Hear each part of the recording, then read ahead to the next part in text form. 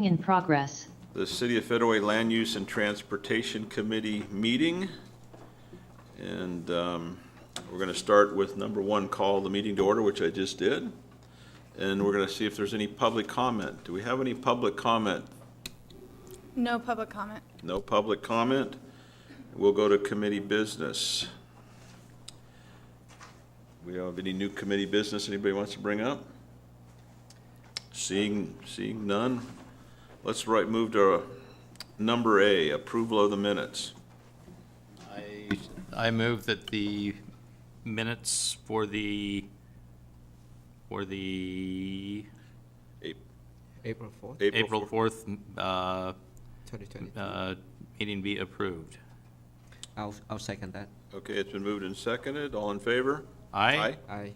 Great. Okay, our next first item on the agenda is Commute Trip Reduction Program Agreement with King County. Yes. Good evening. How are you? I'm alive and kicking. That's good. 2 feet above ground is always good. Yep. So, here tonight to discuss a retroactive agreement with King County. Okay, sorry. I need to share my screen. Oh, It's disabled. I see Linda's with us. Yeah. Hello, Linda.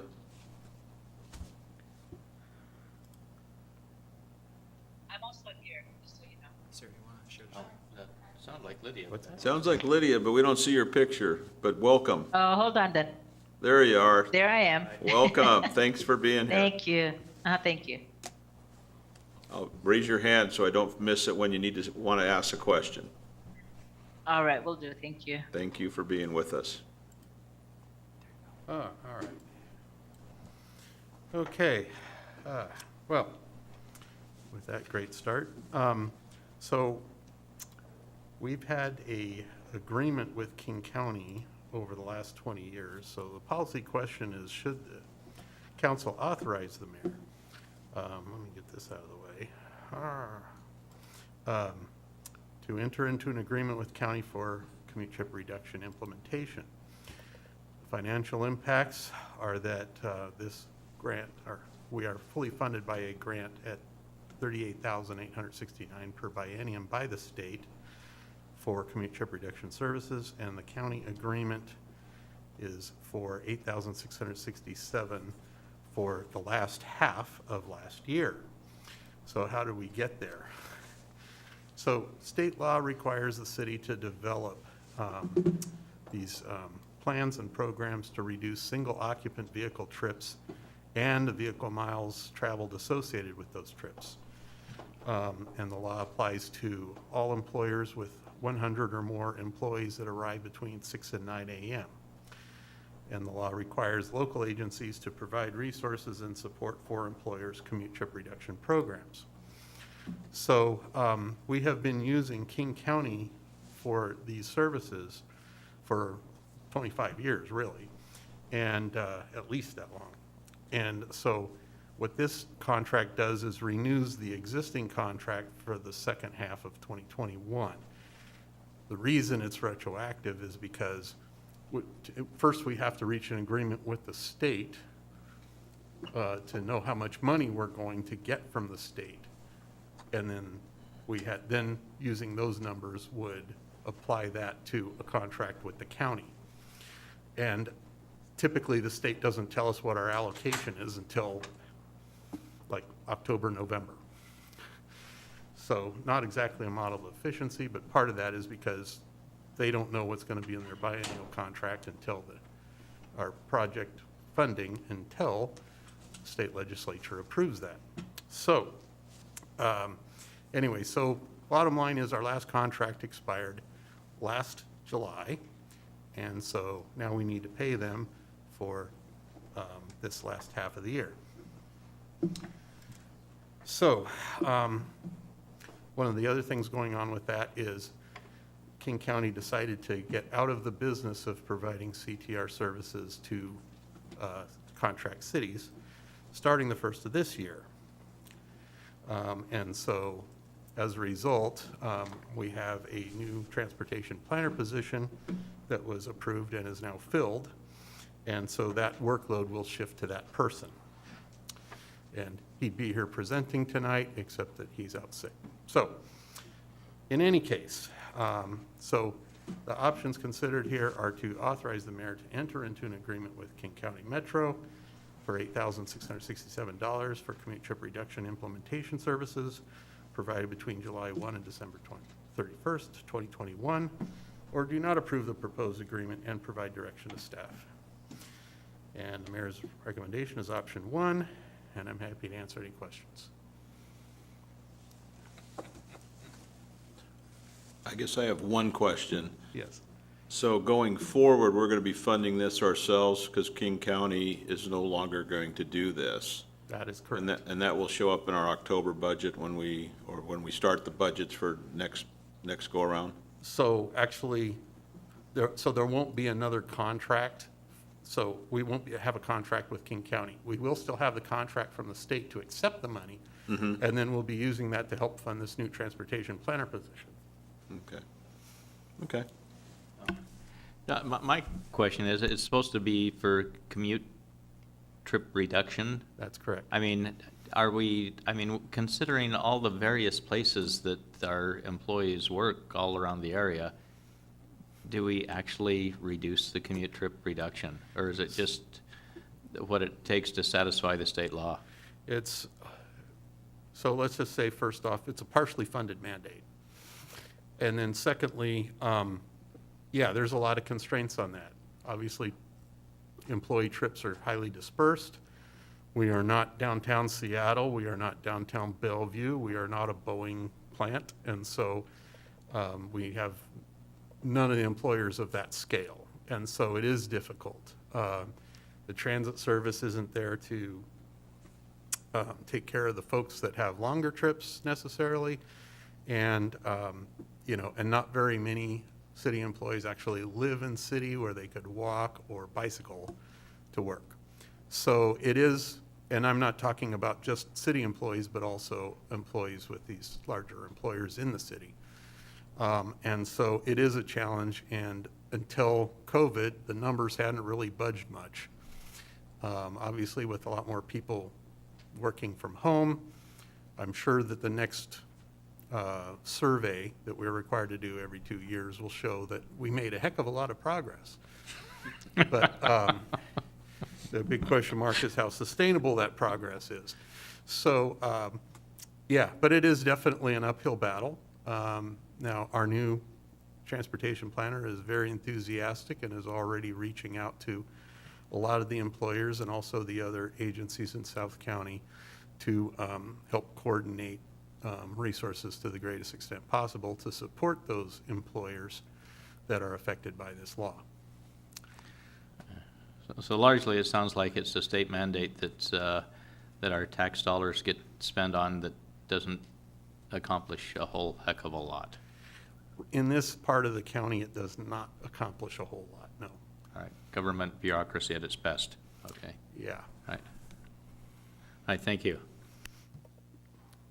Okay, is there any other questions? Seeing none, do I have a motion to move this I forward? raised my hand. Oh. Can I ask? Oh, I see, well, I don't see your hand raised because you went off the screen, but you're up, go ahead. Thank you. With commute trip reduction, can we do like offering Orca cards to employees and also encourage or have like bike ride weeks and car sharing and ride sharing and all these opportunities? Do we do those kinds of things, or how do we operate? What is our vote? Good question. So there was a period of time when the county was willing to give us Orca cards at a significantly discounted rate.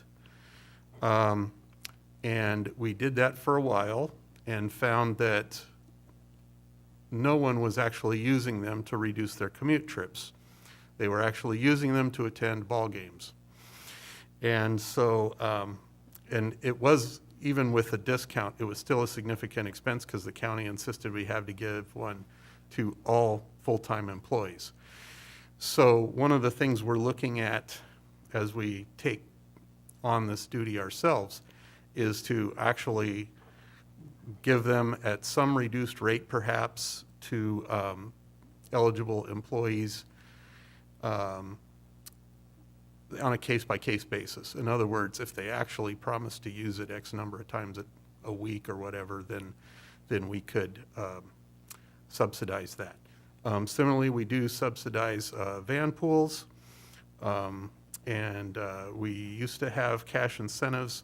They haven't been used a lot because everybody got out of the habit during the pandemic when everybody was working from home. So, so yeah, that is something that our new planner is looking at significantly. He's brought up the idea of doing, car shares and bike shares and those sorts of things. So, and he is in discussions with providers of bike share programs. So it's definitely something we'll be looking at, and hopefully in time to incorporate any suggestions into next year's budget.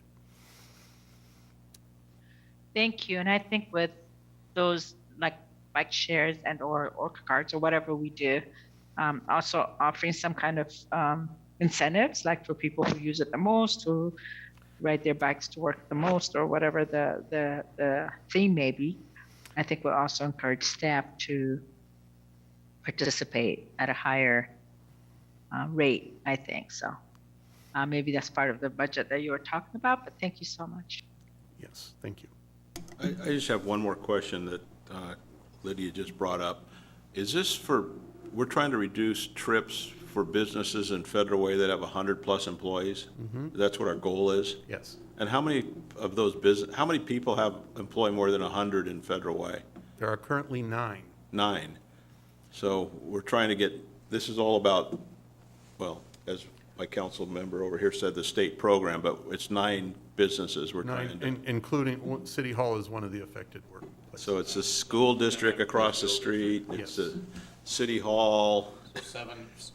So 7 private employers, Yes. probably the hospital be one of them, and Actually, I think the hospital might not, I'll have to check. It's Okay. been a while since I They looked might at the be list. exempt but- because they're a hospital. But Okay. yeah, the Postal Service Bulk Mail Center is definitely one of them. There's a couple businesses in East Campus. I see. Okay. So, yeah, they're kind of scattered around the city. Well, do we have a motion to move this forward? Mr. Chair, I move to forward the proposed agreement to the May 17, 2022 consent agenda for approval. and I second the motion. All in favor, say aye. Aye. Aye. Thank you. Move on to our next one. Yeah, where is it? Okay. Okay, there we go. There we go. There it is. Okay, so, on a similar note, where are we? There we go. So, policy question is, should the council authorize the mayor to enter into an agreement with the city of SeaTac to provide commute trip reduction program implementation services? So, under this arrangement, the city would receive $33,333.33 from the city of SeaTax funding from the state for starting June 1 this year to the end of the state's biennium, June 30th, 2023. So SeaTac found themselves in the same position as we did. How the heck are we going to continue providing these services if the county doesn't want to do it for us anymore? And so when we created this transportation planner position, one of the ideas was if we can get other cities to help fund that position, it would reduce the hit on our budget. And since we have the capacity, SeaTac proposed to use our planner to provide these services. And so basically, that's just it. The options considered would be to authorize the mayor to enter into an agreement with the city of SeaTac not King County, which is what it says in the memo, to the amount of $33,333.33 for commute trip reduction implementation services between June 1st, 2022 and June 30th, 2023. And our option 2, do not approve the proposed contract, not resolution, and provide direction to staff. Okay. Option 1, any questions? So the one question is, can we find another city so it's revenue neutral? We have had some discussions with City of Auburn, and initially they were on board, and then they decided they'd try and handle it themselves. Haven't heard from any other cities, but we'll see where that goes. The other thing in the interim is this new transportation planner will be helping us on our backlog with development review in the interim. Okay, Councilman Walsh? I had the same. Yeah, with city becomes a sales organization for trip planning, that's a good idea. Anything down there, Susan? No? Okay, do I have a motion to move this forward?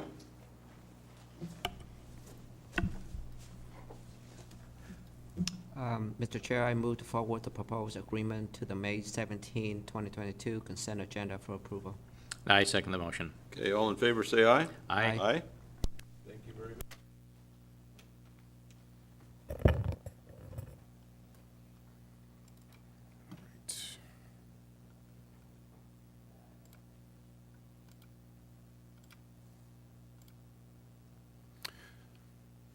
Okay, we're on item D, authorization to apply for King County Flood Reduction Grant. Yep, there we are. Good evening, I'm Kent Smith with the Public Works Department. So I'm here for the authorization to apply for the King County Flood Reduction Grant. And basically the policy question, should council authorize staff to submit a King County Flood Reduction Grant application? For a little background, we're seeking up to about 1.5 million in King County Flood Reduction Grant funding. And this would support multiple potential projects for Surface Water Management CIP Project 18, which was kind of a broad project that we've identified multiple positions for that could qualify for funding.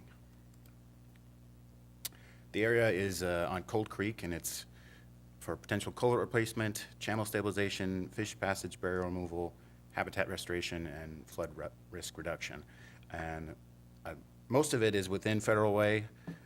There's a little stretch at the end that we surveyed that's in Des Moines, but at the moment we identified a number of potential projects in Federal Way that could use additional funding to help implement.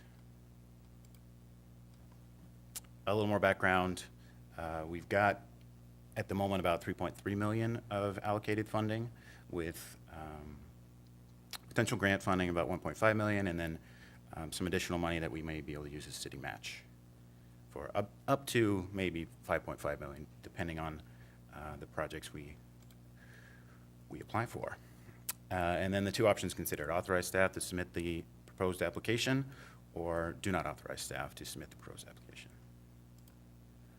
And the mayor recommends for an option 1 to the May 17th, 2020 council consent agenda for approval. And then I'll answer any questions. Councilmember Walsh? Is this the ravine that kind of ends up down by Redondo Beach? Yes, that goes past the Salties, I think it eventually goes It past goes, yeah, and starts up close to, kind of near the. no, I'm thinking of a different one. Near, This one goes down to Des Moines on the other side, I'm sorry, where, I forget that street. See if I can go back. Does this go by Powell's Garden, by the pool there in Marine Hills, or? Yes, it's a lot of the Powell's Wood area. Yeah, It's okay. it's near the pool, and then down, there's a large bridge just before you get down into where the boardwalk is, Yeah. on Redondo Beach Drive. If you come down First Avenue, and before it turns into Redondo Beach Drive, there's a bridge, and that's the outlet right there. It's kind of hard to see. oh, okay, so different than what, okay. Yeah, that's on the other side. All right, okay, And all right. So you say that the total cost of the project is, want to back up your slides? Yeah, so Up to 5.5 million. So 1.5 million in grants, city match of 700,000. So what's, current allocated funding? Okay, so we It's already 3.3 have. million. We have some on the budget already from Okay. basically set aside for this project. But on surveying the entire stream area, we've noticed that there's just a lot of potential for more projects in that area, so we're looking for more funding. Okay. So this city match 700,000, that's different than the current allocated funding then? Yes. So what budget would that be? coming That out one of? comes from I always forget. It comes out of the surface water capital improvement program, so Okay. it's the restricted swim money. So Okay.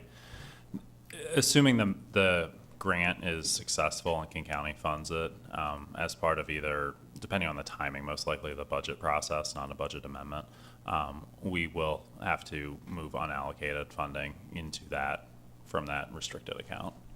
Okay, all right, thank you. Assuming we get this grant, how long is this project and when would it actually start? Let's see, we're working on design or potential, like I would say, alternatives for the first few projects that we identified as the most high priority, which is going to resume soon. And then, so probably in 2024, 2025, we're looking at construction. Any other questions out there? Don't see it on my screen, so is there a motion?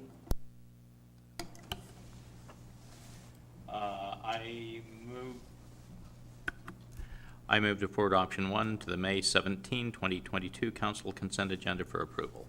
I'll second that. All in favor, say aye. Aye. Okay, thank you very much. We'll move over to item E, which is South Dash Point Road Sidewalk Improvement Project Acceptance.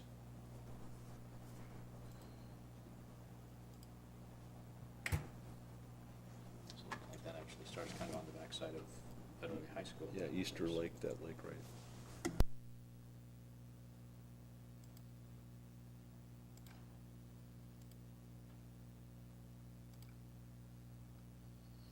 All right, good evening. I'm Christine Mullen, the engineering manager for City of Federal Way, here for the South Dash Point Road Sidewalk Project Acceptance.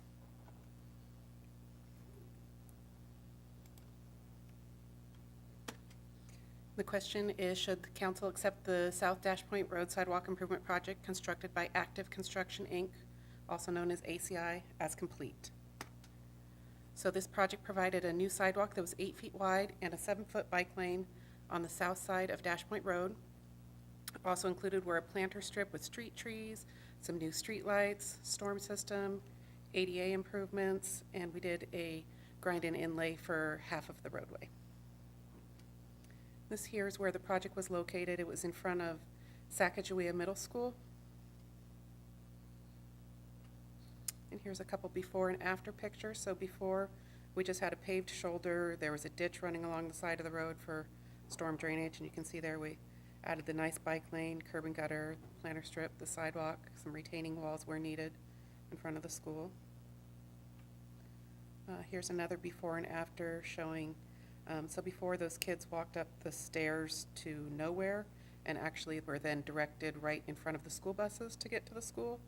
So by putting that fence in there, now they cross and walk along the sidewalk and then are able to access the school without having that conflict between pedestrians and the school buses. The approved construction amount was just over $1.26 million. That was approved in January of 2020, and that includes the project contingency. And the final construction contract was $1.17 million, so we have a balance remaining of almost $87,000. So this project needs to be accepted by council as complete in order to meet requirements from the Washington State Department of Revenue, Department of Labor and Industries, and the Employment Security Department. So the options for consideration are: 1, to authorize final acceptance of the South Dash Point Road Sidewalk Improvement Project that was constructed by ACI in the amount of $1,174,726.97 as complete, or 2, do not accept final acceptance and provide direction to staff. The mayor's recommendation is to forward option 1 to the May 17th, 2022 council consent agenda for approval. Councilmember Walsh? Yeah, this is kind of a related question, not directly on this, but overall, Dash Point Road is one of the, really the only, as I believe, the only major remaining road without sidewalk along most of it. And is there any long-term plans to, but I mean, that would be a big, big project, obviously. Right. But is there any plans for anything like that? Well, we just started construction today on another section of South Dash Point Road, the Lakota Middle School project, which will be adding sidewalks from Dash Point Road to 312th. So we'll be adding sidewalks through that section. Remaining sections, I'm not so sure what. Yeah, basically from Lakota to Sacagawea, that whole rest of the length there there's no sidewalk along most of it, is there? Yes, the comprehensive plan calls for everything east of 21st to be 3 lanes with bike lanes and sidewalks and street lights. West of 21st, it would just be 2 lane with bike lanes and sidewalks. So, yeah, that is in the long-range plan. I could show you what our long-range capital program looks like, and it's in the billions. Yeah. And probably so, very long range. yeah, very long range. So all right. it's going to be a while, but Yeah. we're trying to get at it with, the projects that we think will be most saleable to grant funding All right. opportunities. All right. Sounds great. Very understandable. So I want to make a comment. So this is the first time I ever heard, I walk that area all the time, and it's a great sidewalk that's there. But I could never figure out why the steps went away. Now I know why I have to walk all the way around to go to the track to walk. So that's a good thing. I guess, and the other question I had is I look at the numbers. It looks like we spent $6,000 more on this project than was budgeted because we got most of the contingency back.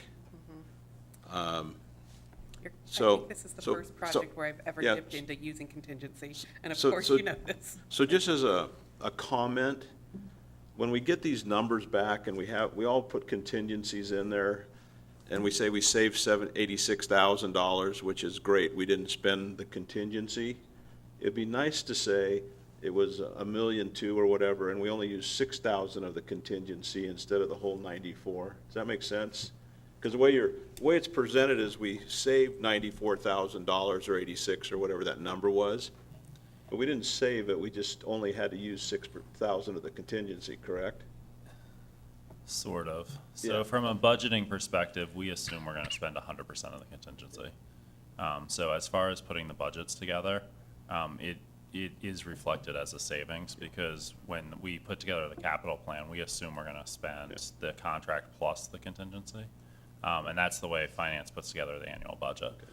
Certainly your point is valid as well. That's kind of another way of looking at it. But from a budget perspective, we have allocated and spent that money, and it is classified as savings. Yeah, and I understand we allocate and budget the base plus a contingency, and it's great that we don't have to use a contingency that says, hey, you managed it well, the contractors did everything very good, and we only had a few gotchas that it will always happen, and we put the money back in.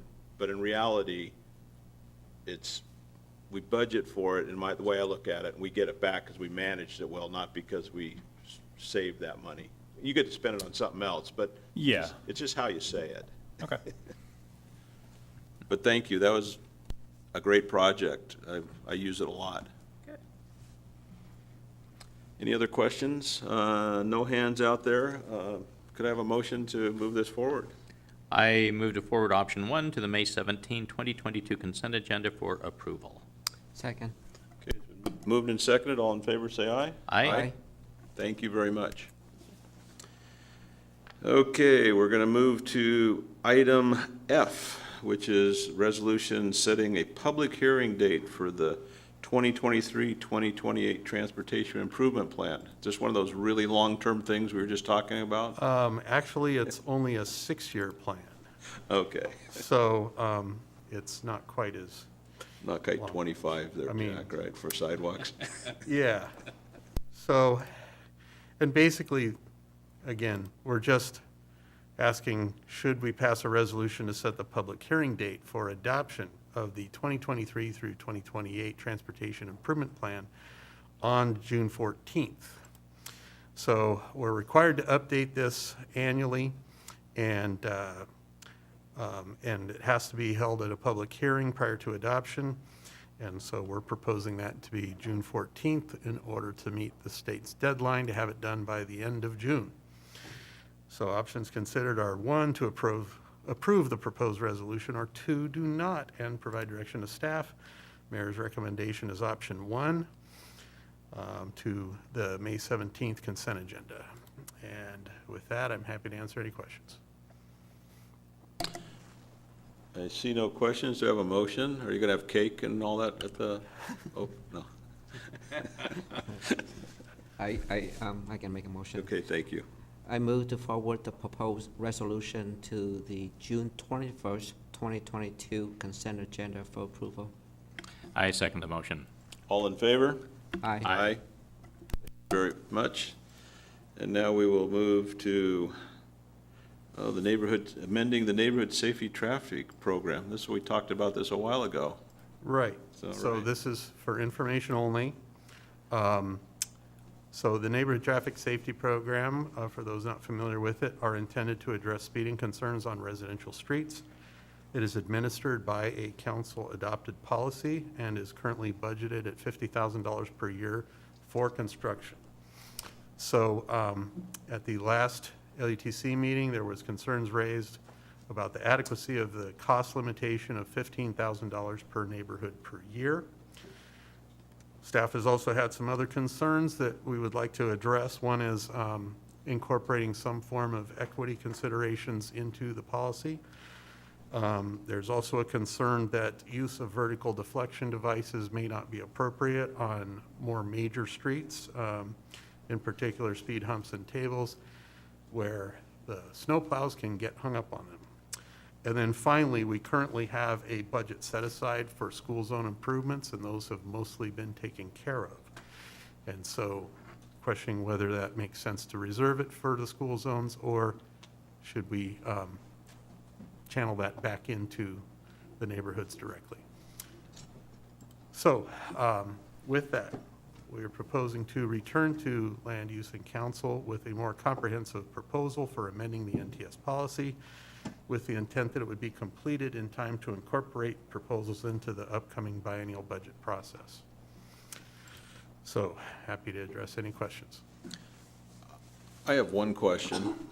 If you go back to the list of things that were talked, okay. Sorry. One more forward. Yeah, what is equity considerations? I have no clue what you're talking about. Okay, so the idea is to make sure that certain neighborhoods are the only ones getting funded. In other words, are we, given all sorts of socioeconomic considerations, are we being fair to the entire city?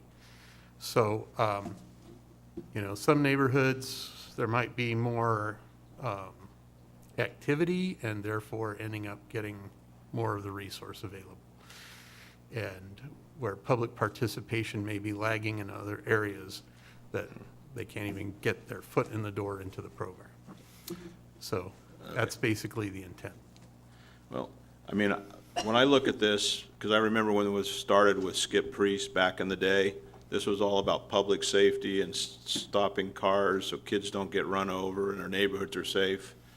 So as long as that's number one priority, I mean, I'm not going to vote. I mean, personally, equity considerations don't make a lot of sense to me when safety is our number one priority. So as long as we're not downgrading safety and kids playing in the streets and cars racing through neighborhoods, what this was all put about back in the day, I'm looking forward to the report and recommendation. Yeah, so if I could just respond to that a little bit. The concern is, we have speeding on just about every street in Federal Way. So Right. is it the only neighborhoods that get this are the ones that have the resources to marshal, to put together a petition, to submit to the city, and then we evaluate? Or does it make sense to be a little bit more proactive with making sure that, the wealth is spread evenly? Anything we can be proactive to keep our streets straight and our children safe and makes sense to me. I mean, Yeah, that's but the ultimate goal, definitely. as long as we don't lose the mission, and which is to keep children and pedestrians and people safe, that makes sense. Chair, can I weigh in just a little bit on that one? What's that? Can I make a comment on that real fast? You've got the mic and it's blue, so you got comment. Go ahead. So yeah, I think we are after the exact same thing. And I think what over the last couple of years has come to light is the application process in this program is extremely labor intensive. It requires a large amount of time for someone or someones to go around and collect signatures and then show up at City Hall and have meetings during when staff is here. So it's created a barrier to kind of exactly your point of making sure we're getting into the neighborhoods that have the highest speeding problems and where the kids are at the largest risk. So I think that is, saying equity considerations is kind of a little bit of a blunt way to address the same thing. But that is the absolute goal, is to try and look at the process and make sure we have something that we are doing exactly what you outlined, which is the goal of this program. Great. Deputy Mayor Honda? Thank you. So I'm glad this will come back to us for a discussion, but even if a neighborhood didn't request this, we would still need to go to the neighbors to make sure that they want this program. That would be my recommendation, and largely because the last thing we want to do is put something in that the neighborhood is opposed to, and then they immediately start petitioning to have it removed. So how would we identify neighborhoods that haven't asked us? Would it be based on recommendations from the police department, or would need some kind of data to know that there's an issue there? Right. So I think we're going to need to take a closer look at our collision data on local residential roadways to make sure that we're actually trying to get at the worst problems first. And do you know how much will be recommended to be put into this program? Obviously, we need more money. We found that out this year. Right. So, yeah, we haven't settled on any kind of number at this point. I think we would need to look at the collision history, where the police have been most active in terms of enforcement activities, where we're getting the calls, where they're getting the calls, and then figure out how to weigh that all together in order to prioritize areas to work in. So will you know that number before budget season? That's the goal. Okay, that would be my goal too. All right, thank you. Chair, I just want to make a comment on the equity considerations in addition to what AJ was sharing, because this is one of the things that my employees and the state of Washington employees have to go through every single year. The example that I can give is that, for example, for those agencies that receive Title VI funding from the federal government, for example, the example that I can give you is, for example, if a park that located in the rich area or rich neighborhood versus a park that located in the poor neighborhood. So when it's time for us to upgrade equipments or do service and maintenance of the parks, we have to treat them equally, because the most likely the park that located within the poor neighborhood don't have the resources, the time, or the connection as compared to the other one. The other one, they have more money, more resources, and connection with elected official, for example, that when, time to fund those type of activities. So those are the things that we in our department have to go through the training every single year. And we have to do that as well. Yeah. Title VI reports every year. So I have one more informational question, if I could. This is public safety. It's one of the number one things in our city. It's in our blood and our history from way back when, first council, second council, actually. I mean, does this qualify for ARPA money? I mean, if we really felt that this was number one of the top things in our city to make it safer with traffic calming and could be in all these neighborhoods, is this considered an could be an ARPA project? Not saying it should be, but could it be? So components of it, yes, and components of it, no.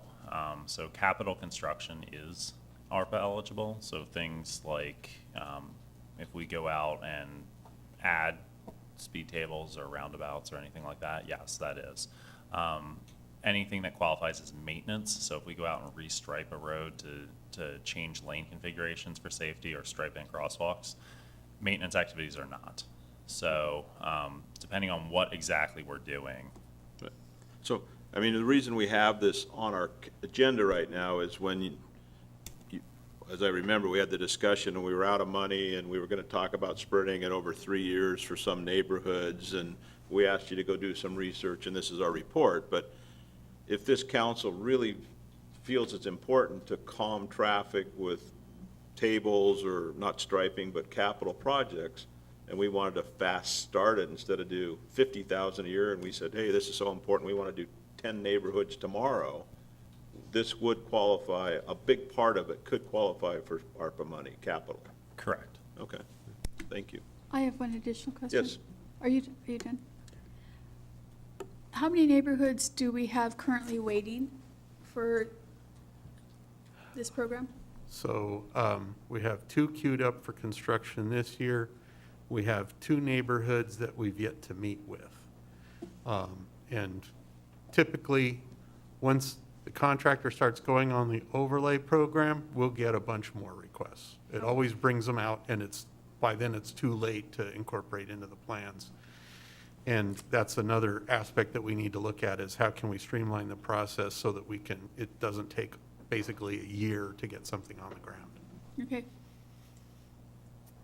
Do you know how many neighborhoods we've done in this city since this program started? Off the top of my head, I would guess about 40. How many But neighborhoods? That's multiple neighborhoods, I mean, there's certain neighborhoods that we've had like 3 or 4 projects in, for instance. So, different streets. Uh-huh. But, and we try to be proactive and address potential cut-through up front.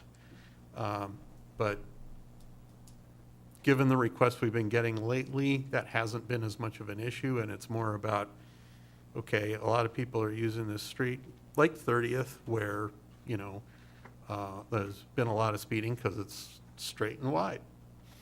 And if you design roadways like that, yeah, people are going to speed them. So, and that's something else that has been on back burner for me, but to get more into the local street standards to design streets so that they don't encourage speeding.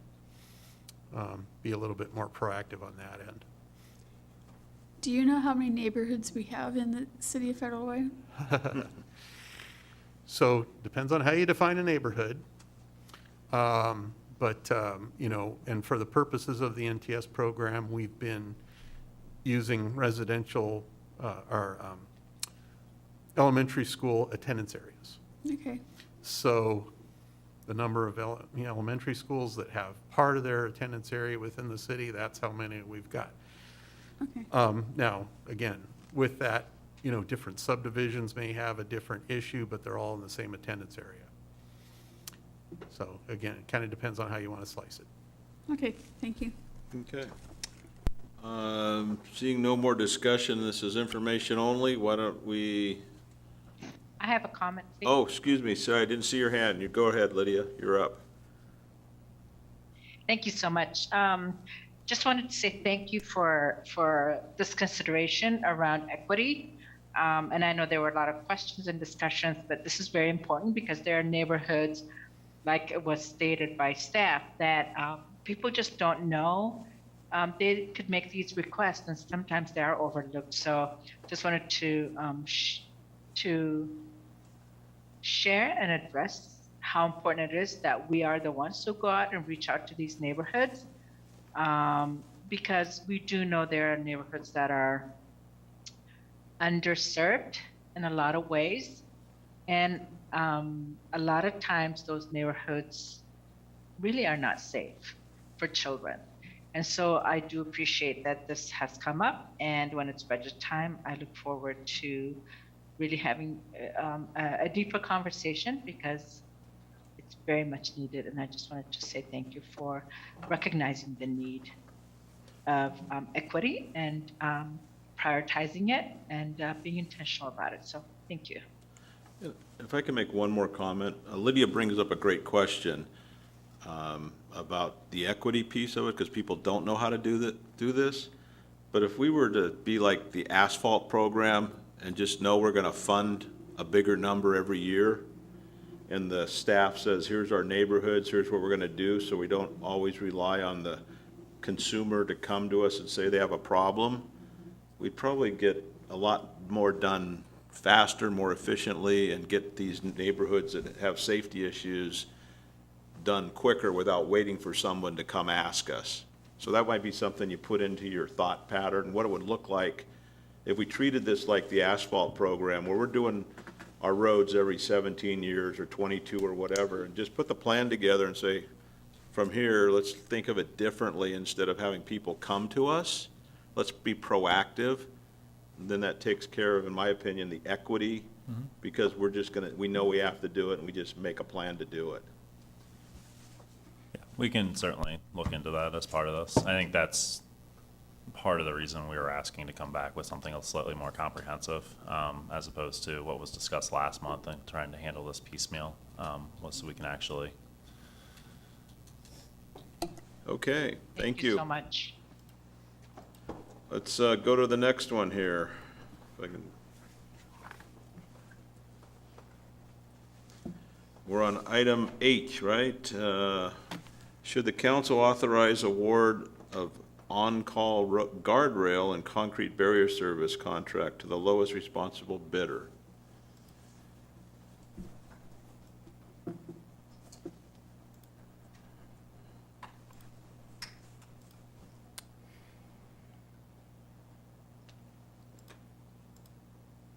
There we go. Good evening, Chair Dovey, members of the committee, Deputy Mayor Honda, members of council. I'm Desiree Winkler. I'm Deputy Public Works Director, and I will be sharing the next 4 items with you. First of all is the award of the on-call guardrail and concrete barrier services contract. The policy question is, should council authorize award of the on-call guardrail and concrete barrier services contract to the lowest responsible bidder? So the background is that we replace or construct around $15,000 to $40,000 worth of guardrail and barrier each year. We've been doing it via on-call contract, but they've been small annual contracts. It's the most efficient way for us to timely complete the work versus going out and trying to have to negotiate a contract every time this happens. So what we decided to do is make more of a comprehensive multi-year contract. We went out via the small works process. We received 2 bids. What this allows for is unit prices to be set, and then annual increases would be tied to the Puget Sound Consumer Price Index. The proposal is to award a not to exceed amount of $350,000, which is the maximum amount of small works contract. It would be for a term of 3 years with the option to extend for one-year term. This is funded via Streets Operations, Fund 101, which is comprised of motor vehicle excise tax and general fund. We also get funded through risk when there is a responsible party.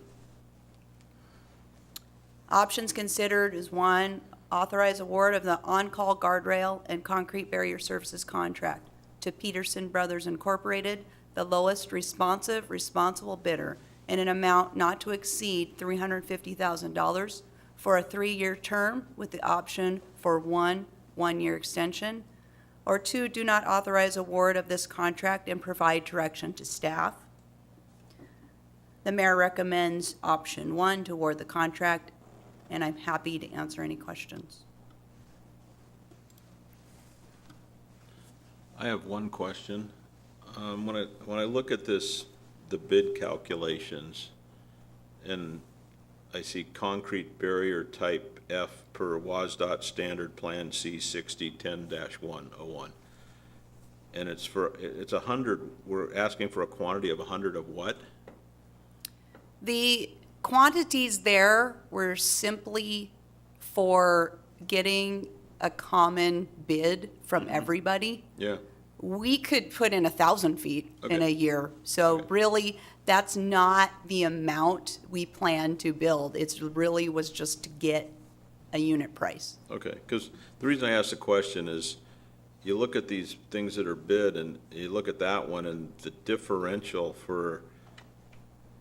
is so great between 117.28 and 4,330. I mean, I Did- can comment on that. did they know what did they know what the question was, or they just said, hey, we're gonna do it at 1 o'clock in the morning and we charge 20 times rate? Or, I mean, I see the differences, but I yeah. don't get it.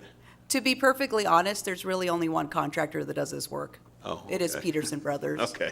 They have been the ones that we've awarded to in the last 5 years. Okay, If you ask any contractor in the state of Washington if they need to install guardrail, who do they use as a subcontractor? And the answer is Peterson Brothers.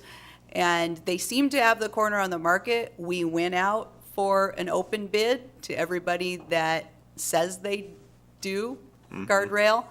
But the second bid that you see there is actually a general contractor that subs out everything. to Peters. So I would say that bid was probably what we would call a courtesy bid, Got it. because it's really hard and seems to be impossible to compete. Peterson Brothers does great work, and if you ask, like I said, any jurisdiction or contractor in the state, they are the ones who do it. Got it. Now I understand. Okay. Any other questions? Did you make a motion? I move to forward option 1 to the May 17, 2022 consent agenda for approval. Second. It's moved and seconded. All in favor, say aye. Aye.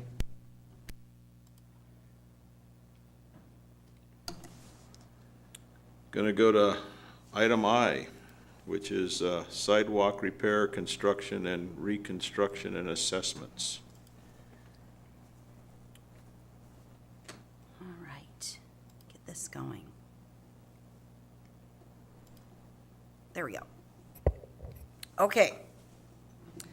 So this one's something we've been working on for quite a while.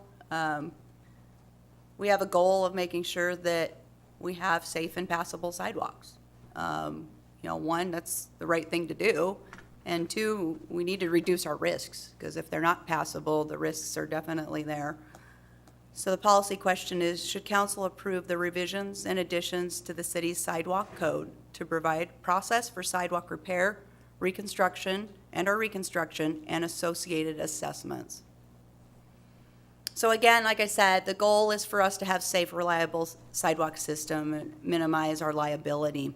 We have a current sidewalk code in our Federal Way Revised Code.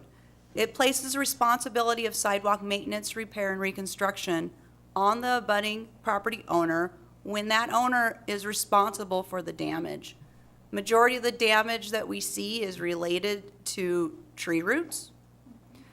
It is a responsibility of the property owner to maintain their trees, and that includes root cutting. It includes, making sure that they have as much air and nutrition as those tree roots need, so they don't try to come up through the sidewalk to get what they need. So there is a process via Washington law that allows cities to do repairs in the right-of-way on behalf of the property owner and pass those charges on to them.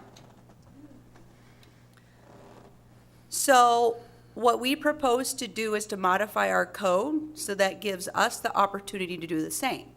Because right now, what we currently do is I send the property owner notification after usually I get a complaint or we've done an inspection that says, hey, sidewalk damage is your responsibility, please get it done.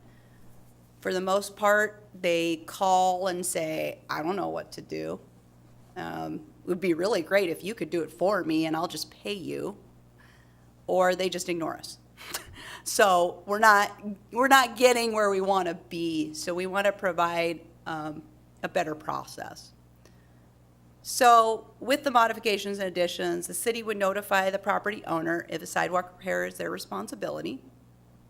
We'd give them 60 days to either complete the repairs or request the city to complete them on their behalf. The city and the property owner would then execute a reimbursement agreement, and then the city would go ahead and complete the repairs. And then 4, if there is no timely action, we would have to come back to city council and say, hey, this sidewalk didn't get repaired. Is this important enough for us to just go and do it and then send them the bill anyways, and then follow up if necessary with liens, et cetera. So the options considered is to adopt the proposed ordinance for sidewalk repairs and assessments, or 2, do not adopt the proposed ordinance and provide direction to staff. The mayor recommends forwarding option 1 to adopt the proposed ordinance for the first reading at the May 17th, 2022 City Council meeting. And I'm happy to answer any questions. Deputy Mayor Honda? Thank you. So what about the city's responsibility for tree roots that grow through sidewalks and streets?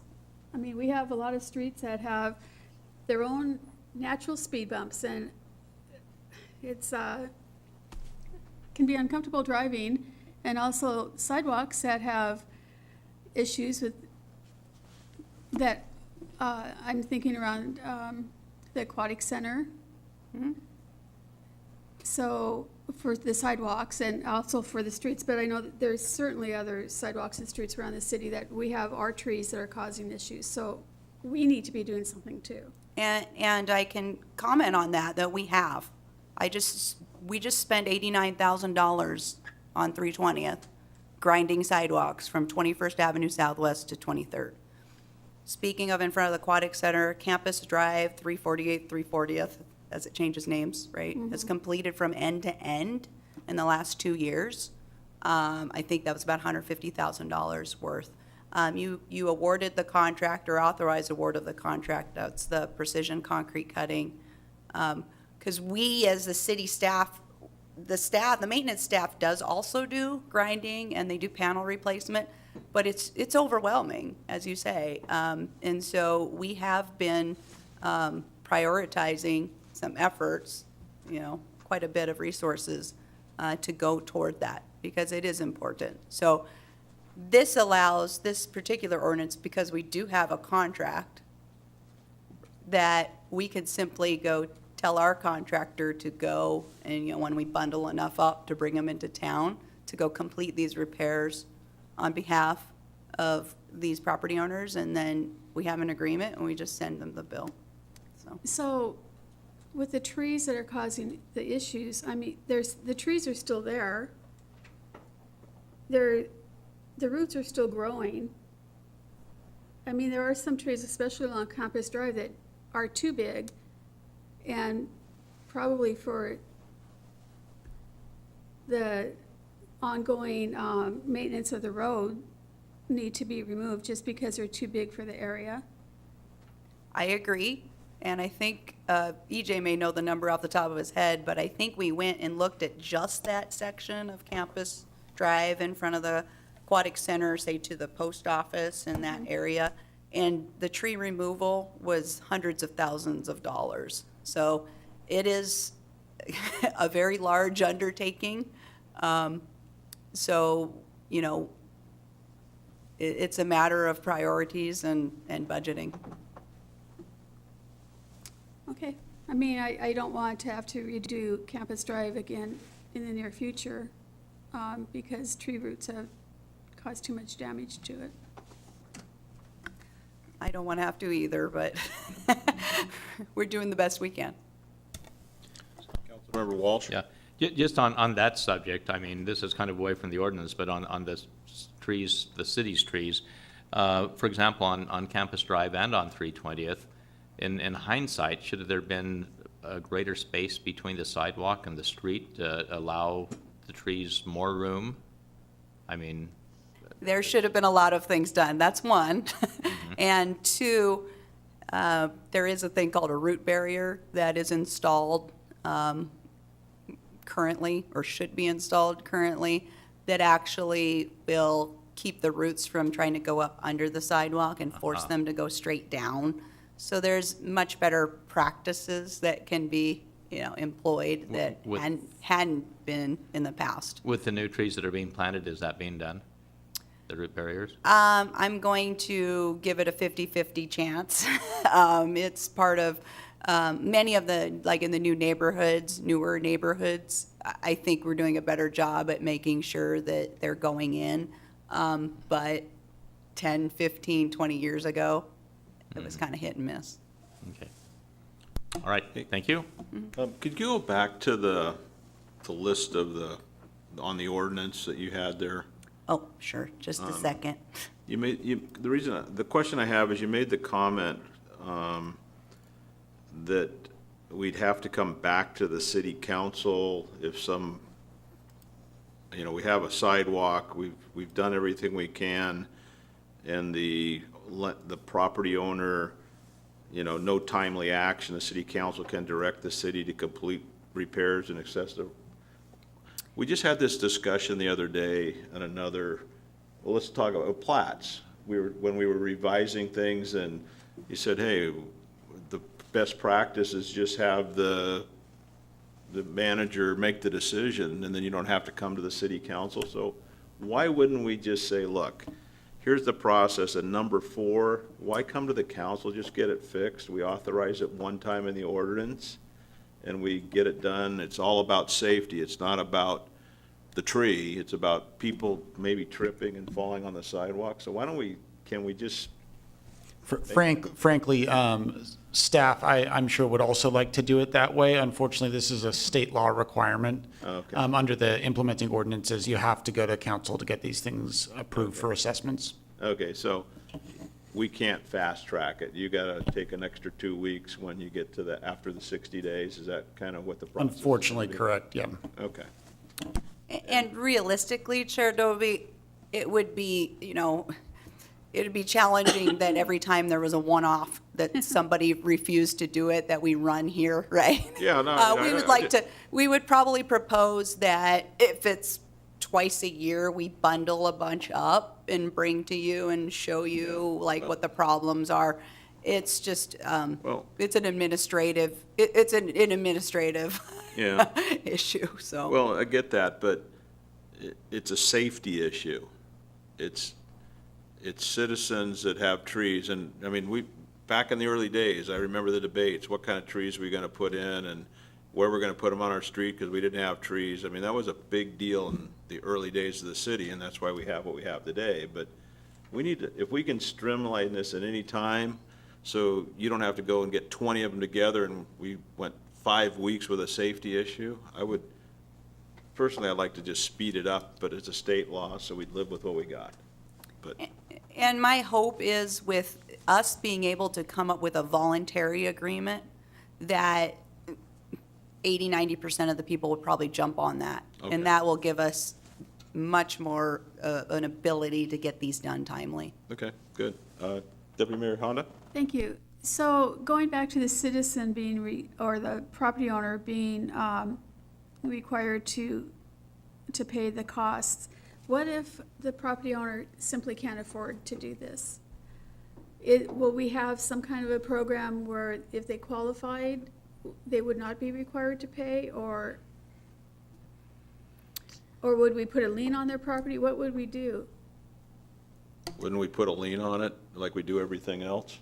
But why, but would we want to do that? I mean, if it's, Why wouldn't we? I don't know, why would we? What is the plan? What, do you have a plan? I don't have a plan for that right now. Right now, our code is very clear about whose responsibility it is. And if we were to simply do it, we'd have to consider that's a gift of public funds. And, I mean, if you want to develop some sort of city grant program, or potentially it could be something that we could do through CDBG, let's say, as similarly to maybe home improvement type of loan, we certainly can look into that. But at this point, it hasn't been contemplated. Because there could be people not responding because they simply can't afford it. I mean, that could be one reason that they don't respond. Possibly. And to give you an idea that if it can be ground down, it's anywhere from $50 to $250. If it's more extensive, yes, we could get into the thousands of dollars because you have to replace the panel completely. But a majority of these are simply a grinding, can take care of it. And we'd have enough information to give them a estimate of what that cost would be. Okay, I think we should look into some kind of program just to have it available if it's needed. Okay. Yeah, my response to Deputy Mayor Honda on that is that basically, I mean, if they're not able to afford it, then, placing a lien on the property, I mean, they don't need to pay until the property is sold, and they would have the money at that time. And so that seems like it would be a fair way to do it, and without them being penalized currently. Does having a lien on your property, if you went for a loan of some kind, does that cause a problem? I don't know. It can. It can. So, I mean, if you went for a loan or a refinance, if that's what we're kind of, they would just, it's $1,000, you just roll it in and refinance it and pay it off with the loan. I mean, there's lots of things you could do, but this is about safety. It's not about, because in my opinion, if we don't deal with this, and if somebody says, oh, I can't pay for it, and somebody gets hurt, they're not going to come after the homeowner. They're coming after us, because we're responsible for the safety of our citizens in the sidewalk, so. I completely agree. The This is a great sidewalk would program. need to be taken care of. I'm Yeah. just concerned that there could be that one or two property owners that Yeah. this would be a very a problem for them. I think it's a great program to be able to let our citizens use our buying clout to get the sidewalks fixed, and we can bill them, and they can pay for it, and everybody wins. So I applaud you for bringing this forward.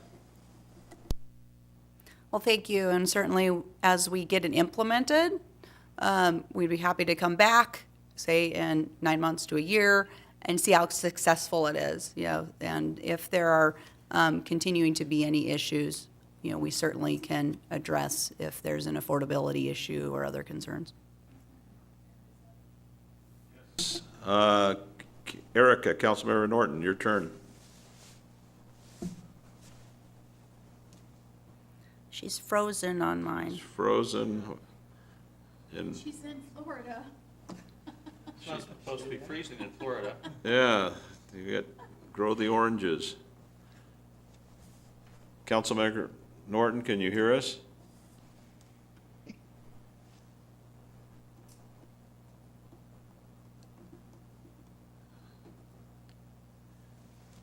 Okay, well, Maybe we can return to it what's that? Can we move? if she unfreezes it. It looks like she. It says that it's on. You can't hear me. We It can says that now. it's connected. Okay, all right, just a second. So I've dealt with this issue oh, Lord. Okay, can you hear me now? We can hear you now, loud and clear.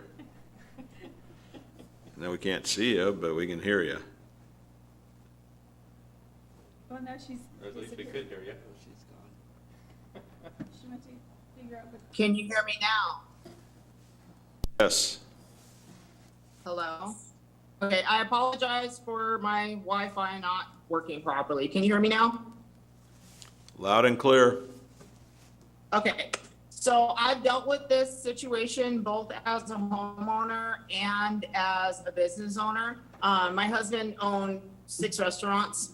And so when someone tripped and fell on a sidewalk that needed repair, the city was not responsible for that. The homeowner was responsible for it. And this is in the state of Washington. I don't know, it's in a different city, but, and then also as a homeowner, when I was single, I couldn't afford to pay for the sidewalk, and the city of Tacoma offered me a payment plan. So we could, you know, if people say they can't afford it, instead of putting a lien on their property, we could offer them a payment program just like we do when they can't afford to pay their tickets. Is that a possibility, or? Yeah, it's a great idea. It's an option that I would think we would want to consider. That's perfect. I think putting a lien on somebody's property is for something like that is just, it's not very nice. I guess we're not in the business to be nice, but I was offered that opportunity and it worked out really well for me.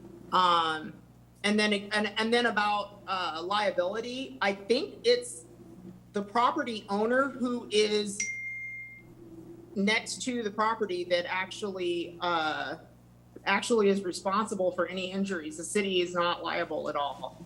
At least that's what I found in 2 different cities in the state. So I don't know. I guess the city attorney can give us more information on that. Just EJ? that's all. Yeah, so 2 things. One, the way this is written, the lien is intended to be a last resort. It's really designed for someone that fails to respond, won't call us back, won't fix their sidewalk, and basically leaves us no recourse to get it repaired. That's really what the lien process is for. I think, you know, the goal has always been to work with the property owner. You know, we're trying, right now it is 100% their job under our code to go fix the sidewalk. So we're trying to provide a easier path for homeowners specifically, not just business owners, but homeowners, to get the sidewalks repaired that need the repairs. So, I mean, the whole goal of this program is to work more with the residents. So, I mean, we're not necessarily in the business of trying to go out and just, you know, figure out liens. You know, the goal is to get the sidewalks repaired. So I think anything we can do to get to an agreement that's legal and accomplishes that is the goal. The lien clause is really kind of that last resort, someone that just refuses to cooperate with the city. As far as the rest of Councilmember Norton's comments, so we deal with trips and falls on a regular basis with risk. I think for the purpose of this forum, we're probably a little better off staying away from that conversation in a public setting. I think if you want to speak with the city attorney or deputy attorney offline, that's probably a better forum to do that. Point well taken. Okay, do we have a motion? Tron? I'll move to my right. It's your turn. Mr. Chair, I move to, You're the right, you're the left. all right, I move to forward the proposed ordinance to the first reading on May 17, 2022.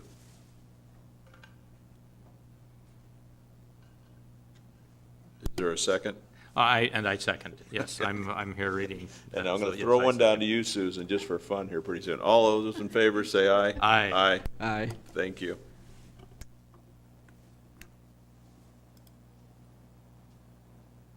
I was looking too far down on the page, and I was going, hey, this doesn't look right. So. You know, my thing keeps timing out. Let's go to the next one, singular, right? Oops. Yes. Jay. Item J. Okay.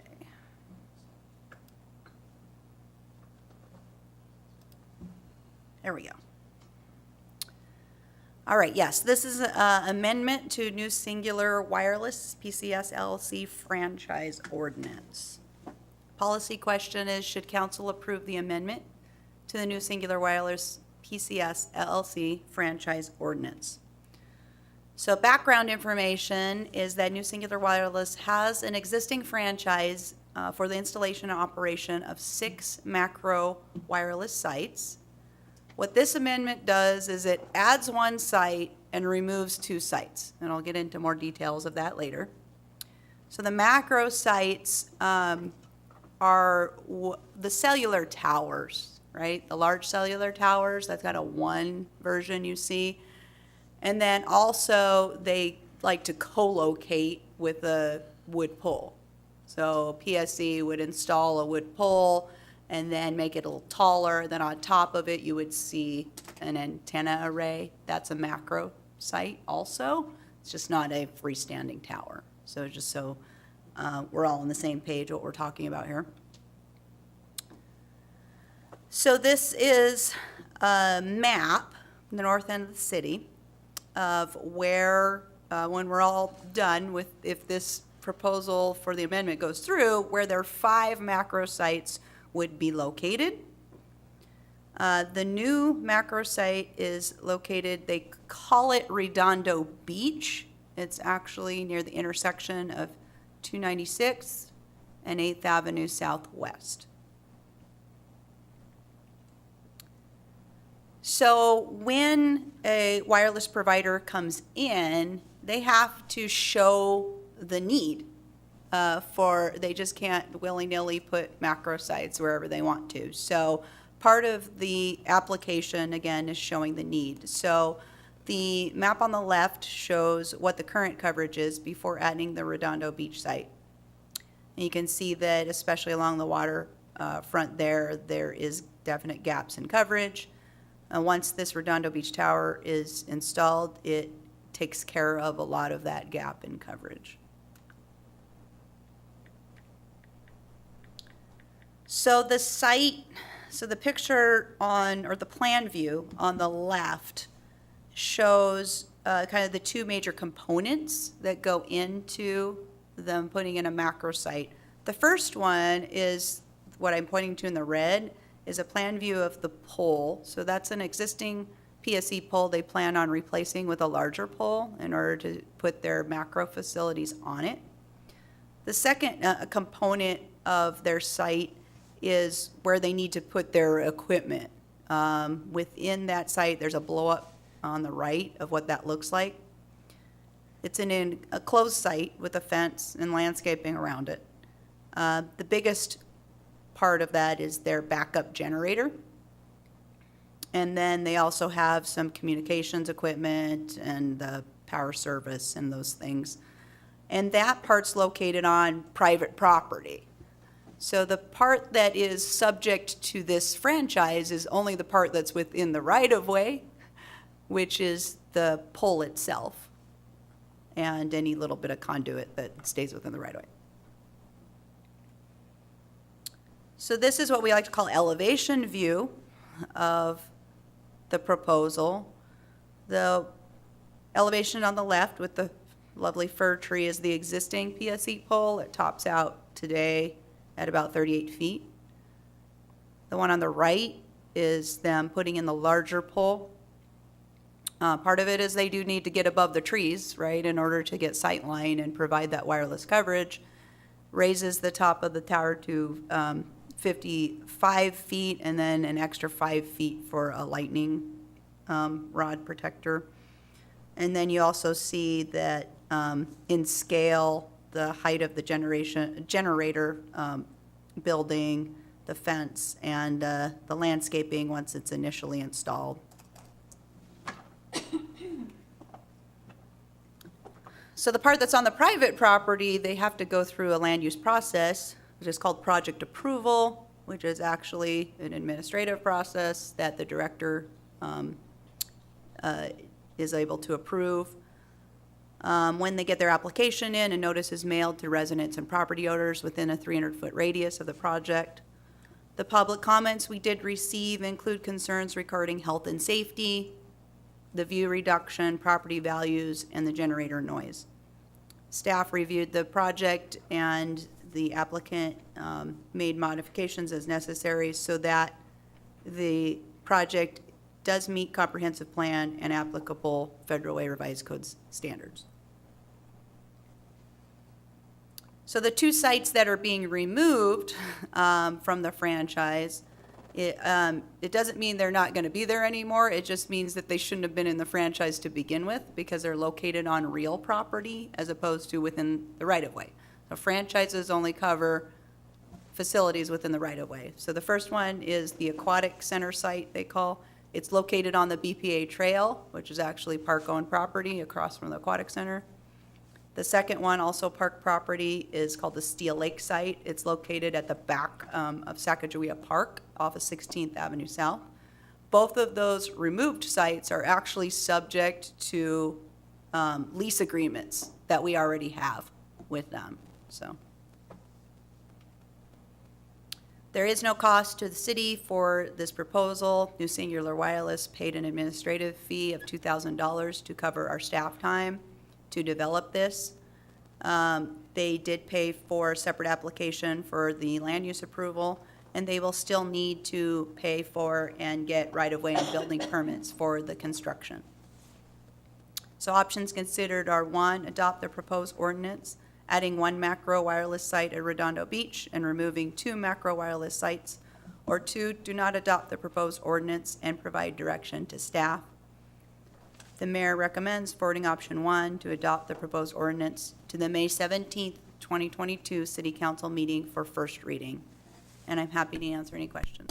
So I'm going to recuse myself on this vote since AT&T is one of my customers. I'm going to hand this over to you, Mr. Walsh.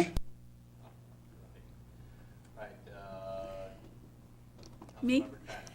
Oh, Oh. whose light is that? Okay, yes. So Deputy Mayor I've Hunt. had a lot of conversations with the folks that live around this area, and they're concerned about, this going in there anyway. But the landscaping that's around the compound,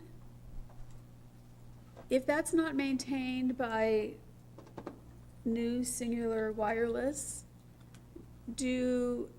is there anything that the folks who live around there can do about that, since it's on private property? Do they have a code that says they have to maintain the landscaping? They do, because it was part of their land use approval. Okay, So although it's not within the franchise itself, technicality, it was part of the land use approval, so then it becomes more of a code enforcement issue. But they did agree to that as part of the land use conditions, so, and it's to hide this from view from, yes. okay, thank you. Okay. I have can you go back to the slide that shows the broadcast area or and this is just to prove my own ignorance is all.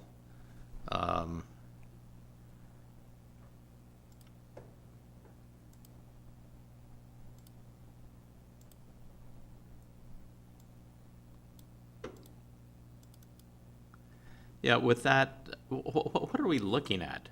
I mean, you say that on the one on the left, it shows that there's a small area of coverage and one on the right, a big area. I mean, what do the different colors mean? I mean, Sorry. it looks like, The one on the left where you don't see green is considered their gap in coverage. ah, So then the one on the right where they added the light green or yellowish color, that is the coverage that is added by putting in the proposed new macro facility. okay, all right. Sorry, I I mean, could have been it's- more clear with that. Okay. I've been used to staring at it, so. Yeah, I mean, I was looking at it and going, what the heck does that mean? So anyway. Sorry so, about that. All right. Okay, I have no, Councilmember Tran. Thank you. I do have a question. So if we put this site in, it will improve the self-service for AT&T customer only, right? Correct. Okay, okay. Thank you. Yes, unfortunately, they all have their own facilities and bandwidth, so. All right, if there's no other questions, Councilmember Councilmember Tran, would you like to make a motion? Sure, I will. I move to forward the proposed ordinance to the first reading on May 17, 2022. And I will second that. All in favor, say aye. Aye. Aye. It is unanimous. Thank you. Okay, we'll now move on to item K.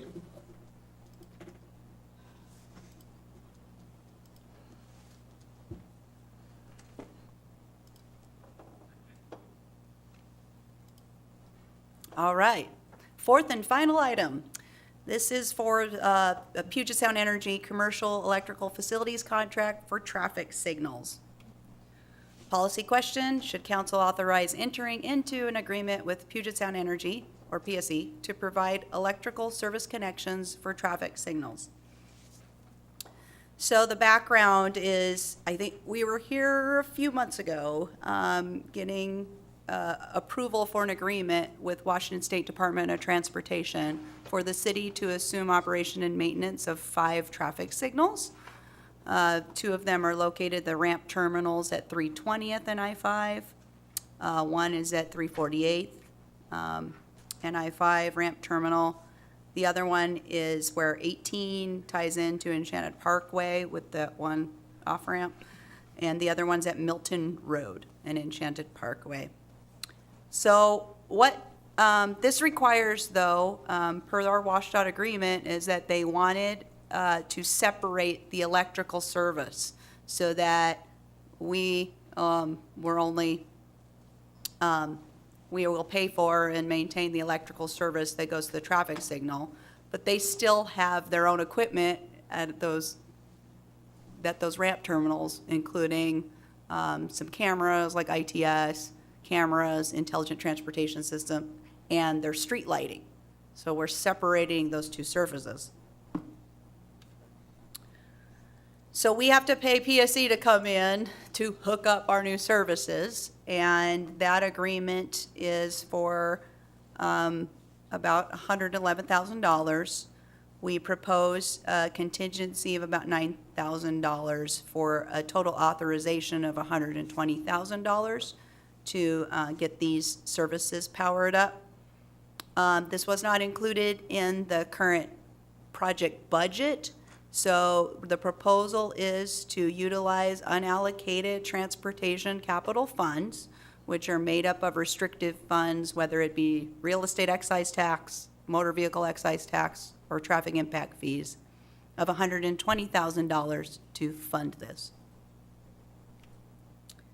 So options considered are: 1, authorize execution of an agreement with PSE to provide electrical service connections for 5 traffic signals and to add $120,000 to Capital Project 202 from Fund 306, the Capital Transportation Fund, unallocated funds. Or 2, do not approve the proposed agreement and provide direction to staff. And the mayor recommends option 1, and I'm happy to answer any questions. Councilmember Walsh. With this, rather than getting $120,000 of new equipment, why isn't it just being prorated? The cost, with the present, I mean, that is to, I mean, WashDOT wants us to to control the traffic lights, and so pay for the electricity that runs them, right?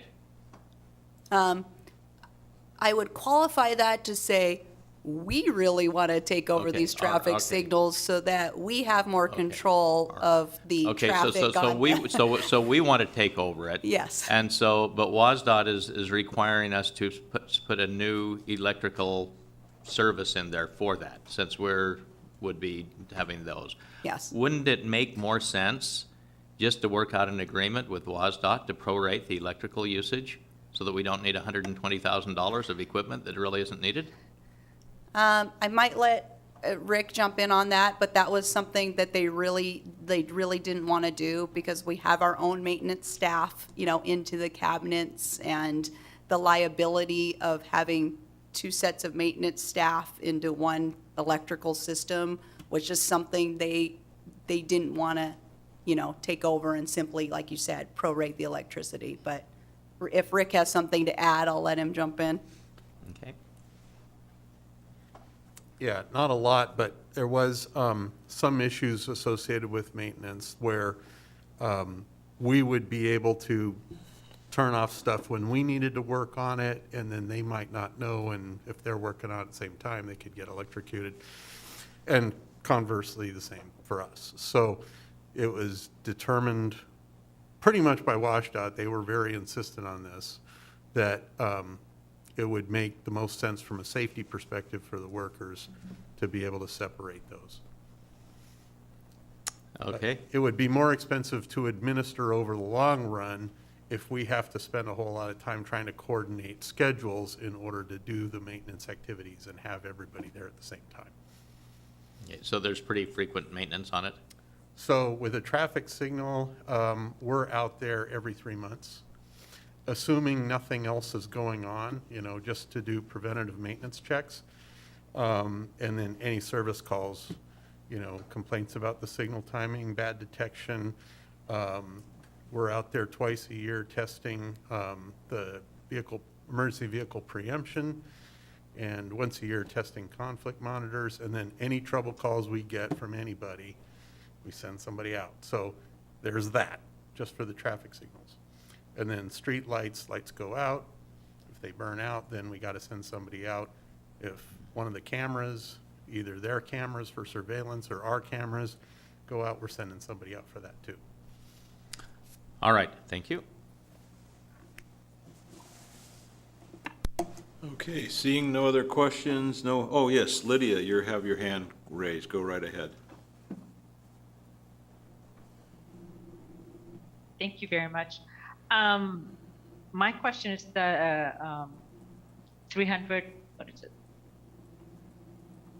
The funds, the $120,000 are in, I forgot where you put it, but the funds already exist, correct? Yes, there are, I was trying to get an exact number today, but I know there's like over $500,000 of unallocated funds within the Transportation Capital Fund to cover this. Okay, so this won't be part of our discussion when it's budget time. It will retroactively be included in a budget amendment for the current year, but it's not something that will be part of the next year's budget. Okay, thank you. Okay, to the left, Councilmember Walsh, do you have an amendment or a motion? I move to forward option 1 to the May 17, 2022 consent agenda for approval. Second. It's been moved and seconded, all in favor? Aye. Thank you. I gotta get this thing back up.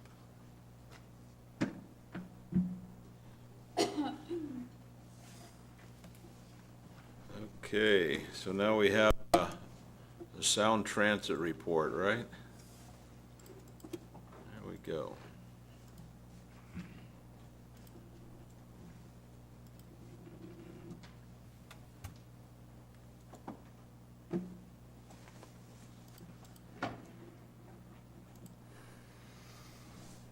All right, good evening, Chair Dovey, committee members, Deputy Mayor Honda, and council members. My name is Ryan Medlin. I'm the city liaison to Sound Transit, here with the monthly update.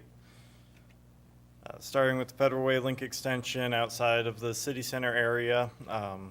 Similar to last month, wall constructions and column work continues primarily around South Star Lake and Military, as well as 288th and 30th along I-5. The next girders will be delivered to Military at Interstate 5, just south of 304th, where they'll be constructing a bridge across the road there. We currently have the work scheduled for that to occur on starting next week, and it will be at night to limit traffic impacts. In the city center area, they're doing a lot of the utility relocation work. Actually, all the ones that are scheduled for 21st Avenue are currently underway. We expect that work to continue until about mid-August, when the sidewalk would be put back and reopened. And then the other areas of work going on is there's going to be column capital work going on 320th on the north side. They'll be setting up a work area and then pouring the column to cap to allow for the girders to be installed and finish out that crossing of 320th. Later this year, we don't have a timeline for when that would occur. The other area that there will be work that's not noted here is around 317th and 28th. There will be some flagging to allow them to do concrete work on the guideway deck atop, going across that roundabout. With the OMF, I don't have any updates since the last LUTC, but I did just want to put this picture up as a reminder. This is the preferred alternative that was chosen by the Sound Transit Board for further study and as they do their work on the final EIS. This is what's known as the Christian Faith Center site or the South 336th Street site. This is taken out of the draft EIS materials, so this is this drawing that was published when they were receiving public comment. Elenos and Garagetown are located outside of the footprint that was chosen as the preferred alternative, but the entire Christian Faith Center site was included in that footprint. With the Tacoma Dome Link extension, I don't have any updates, but I did want to note that in previous updates we had mentioned the draft EIS may be published as early as April. Obviously that didn't happen, and I don't expect it will happen in spring of this year either. I unfortunately do not have a timeline to provide as far as an update of when a DEIS will be expected to be released for public comment. I can say that there's nothing on the city end that's holding it up. It's just a matter of them completing the work to get it published and needing to be thorough on the various topics included. So with that, I'll be happy to take any questions. Deputy Mayor Honda, I see you have a question. Thank you. Thanks for being here, Ryan. I was invited to attend a Zoom meeting that Sound Transit had with Belmore Park about a month ago, maybe.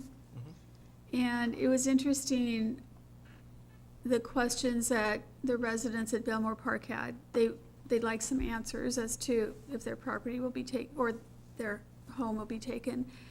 And Sound Transit kept, the representatives kept saying, no decisions have been made yet on what's going to be taken. Mm-hmm. Is there a timeline when that's going to happen? Because if the folks need to move, interest rates are going up. Mm-hmm.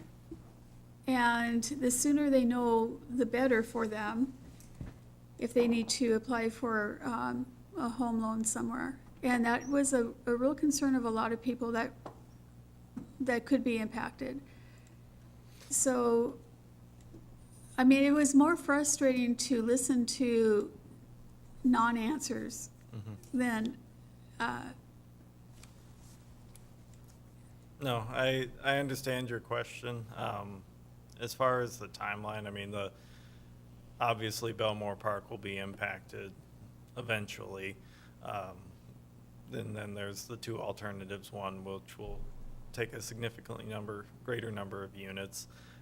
They would ultimately have to make that decision if they're going to cite the OMF in Federal Way, they would ultimately have to make that decision along with selecting the Christian Faith Center, for instance, as the final one. And the reason being is that the guideway will ultimately be extended south as part of that project. So that would be the earliest that I would expect the decision to be made, would be in conjunction with that OMF South sort of site selection.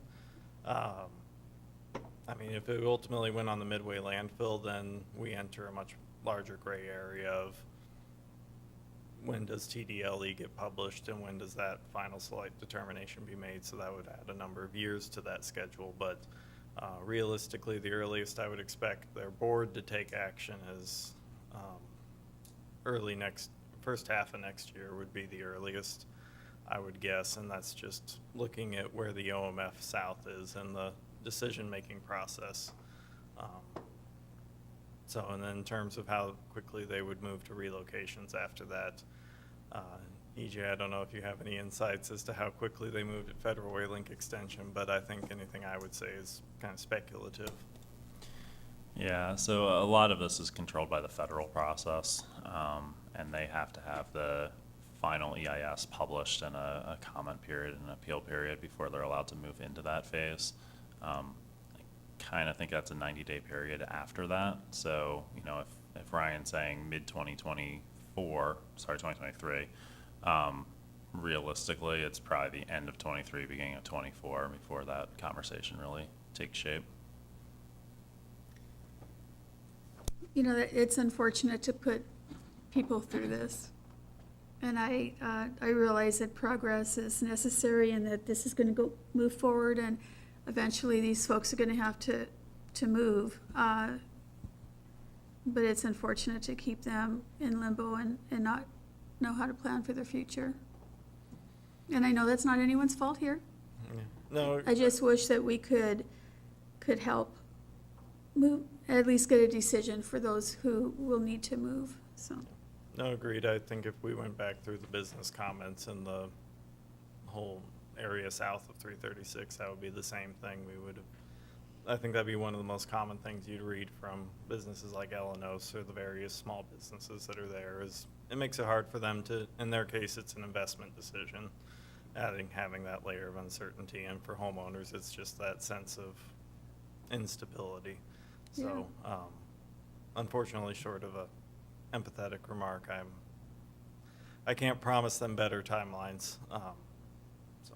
Well, they weren't even told what you just said. I mean, there is no timeline that they were given at all. Yeah, and So. just to emphasize, there's a little bit of speculation. Yeah. I'm just looking at the process and kind of looking back at Federal Way Link and carrying that same principle forward. I mean, if we all know Sound Transit has various budget movements going on at any time, so if something got delayed by another 5 years, which technically could happen, it's unlikely, but technically could, then everything I just said would be moot. Yeah. So the station in downtown, the picture that you just showed, is that what it's gonna look like? Is that the final drawing of what the station will look Oh, like? on that title slide? Yeah. Oh, that's the same picture I've had since 2019. It's funny you say that, because I took a picture of it under construction with the intention of this being the first month I say that, but no, I didn't. I can swap it out next month for, Okay. with the current rendering. And the name of the station, they weren't very creative in the name. I mean, it's like, whatever. Have they voted on it, or has, Last I heard is it got pushed off till June, okay. so Well, too I much guess controversy between the two of them. I guess it doesn't really matter, but. All right, thank you. Yes, Lydia, you have your hand up. I do, and thank you. Actually, I had a different question, but I do want to follow up to what Deputy Mayor Honda stated. Whether it's at Christian Faith site or further south, isn't that, regardless, isn't that going to affect the residents of Fillmore Park? And if so, then I think if there's a way for us to advocate for them right now, I think we should do that, because they're going to be impacted one way or the other. I think they should have the opportunity or choice to go ahead and find a place to move to based on all the things that Deputy Mayor Honda said. And so I would really try and advocate for that as part of this conversation. And also, as things are getting pushed, what is the earliest anticipated timeline for the OMF to be running? Do we have any idea? Like, if everything lined up perfectly, even though we already know things are being pushed? Going to plan would be 2029, would be their opening year. So then, if Christian Faith is the site, I know it's okay, if that's the site, can they move out already, like before that timeline? Would Sound Transit allow them or give them whatever it is they need to move? Or how does that work? Or do they wait until 2029 before things are settled between the two organizations or whoever that may be? So they wait until the final site decision is made, and then after that, there's federal requirements that kind of dictate how long, how much they have to go through an appraisal process, just like every real estate transaction, and it's a little bit more protracted.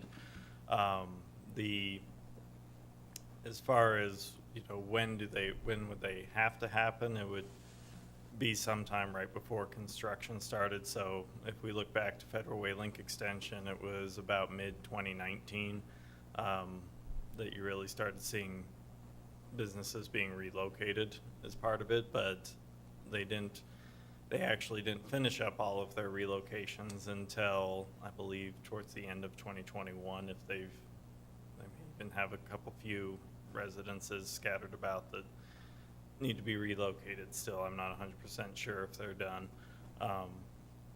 But the way they implement their project is they implement it as a design-build process. So in the process of construction, people are still being relocated. So as far as when Christian Faith Center would move, there's a lot of moving parts, but it would be sooner than 2029 because most of the construction will occur on that site and require, clearing, grading, etc.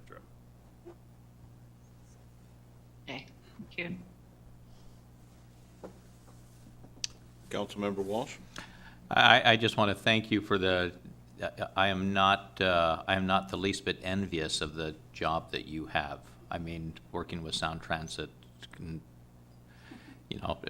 being our mediary with them cannot be an easy job. I suspect that you're very glad that we do not live in an age where they shoot the messenger.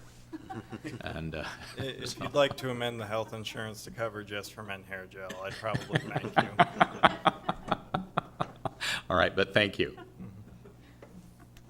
Okay, that was information only, and now we're moving to the next one.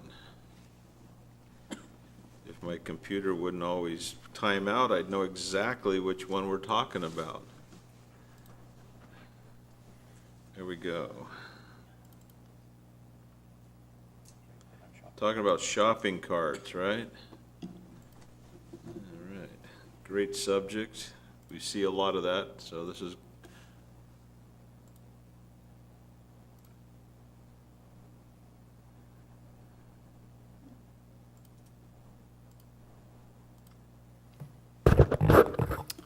okay. Thank you, Chair Dovey, members of the committee, and council. I'm filling in for Scott tonight. So just a quick presentation on abandoned shopping carts. Let's see. Oh, okay. So this is a quick heat map of some of the places that we've picked up carts or that we do on a fairly regular basis, mainly along Pack Highway and 320th. I think there is some data missing along 312th up here, but just this gives you an indication, at least in this part of town.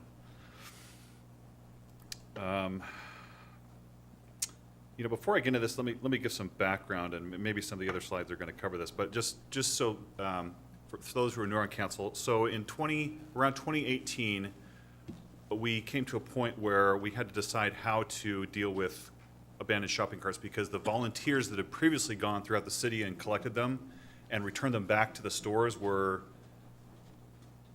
retiring, and we had no replacements. And it was a free service that the city provided to the stores.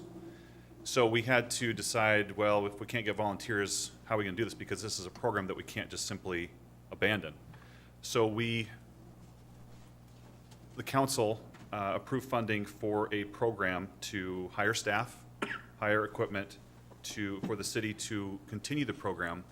But in order for this to be a program in which we could have some level of sustainability, we needed to have those that had their carts abandoned pay a little bit into the program. This was also intended not just to support the program because we don't want to just create a government program that then is funded, but we wanted to provide an incentive for the stores to incorporate measures on site that would reduce the number of carts that the city would then have to pick up throughout the city. So if the idea behind it is if they were fined for carts that were abandoned in the city, then maybe they would hire their own service, or maybe they would put security measures on their corrals where the carts are parked, so that there were fewer carts throughout the city. And I'll get into some statistics in a minute. But what we did see was there was quite a reduction after we incorporated the program. I think we're averaging about 3,000 a year down to about 2,000. So that did indicate to us that there was some participation on the store's part to help reduce the carts that they were seeing leave their site and not come back. But as this graph shows, we still collect quite a few carts from the various stores. Walmart, Safeway, Target, Winco being the big ones, and then there's some other smaller ones throughout the city. But those are the big ones that we typically see throughout the city. Okay, this is what I mentioned earlier. This is over the course of the whole program. So since 2018, total carts collected just over 6,000, and then carts disposed 826. This is what I was referring to earlier. So in 2019, so this is a year after the program started, it was about 2,000 carts a year. And previously, I think it was, I don't have the data in front of me, but I think it was about 3,000. So there was quite a bit of a drop from the carts that were being collected by the city. Again, which indicated that the incentive that we were trying to get to the stores was working a little bit.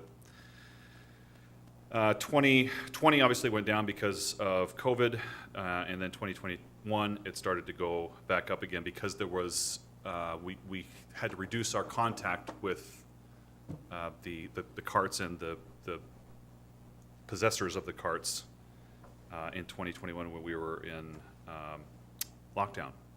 And then to date, now that we're back open, we're back up to 383, so on pace for a little, probably more in the neighborhood of 2020. We'll see. Okay, so this is some pictures for you to, I mean, this confirms what you've seen already. Carts in the right-of-way, carts in the middle of the right-of-way, and then some more carts. And then this is our equipment right here, the trailer that picks up the carts. One thing that we incorporated last year was a return fee that we previously did not have. It was the initial program was we're going to pick up your cart and we're going to store it at Brook Lake, and then you'll get fined just for us impounding the cart and having a Brook Lake. That was fee number one, $25, just right off the top. If you come get the cart, then you pay the impound fee and then you're good to go. If you don't come retrieve it within 2 weeks, then we take it to the recycler, or in some cases to the dump if they can't be recycled, and then you're charged another $25 for disposal. That was the original program. We still do charge those fees, but what we discovered was there could be a win-win situation where if we have, I think it's a 7-cart minimum of, let's just say, Safeway carts, then we can offer to take that back to the store for it's an hourly fee. I think it's around $50 or so that would return those carts to Safeway. So it's a service that sustains itself from the city standpoint, and then it gets the carts returned back to the city. So that was something we incorporated last year. We have seen just in our crews and driving throughout town, we have seen services that are hired by stores that collect their carts and bring them back. We have seen citizen groups go out and collect carts and clean them up that way. So there has been, this is not just a city working on its own to help with the abandoned shopping cart problem, but by and large we do collect the most based on previous data and ones that we're currently tracking. So that is it. To answer any questions.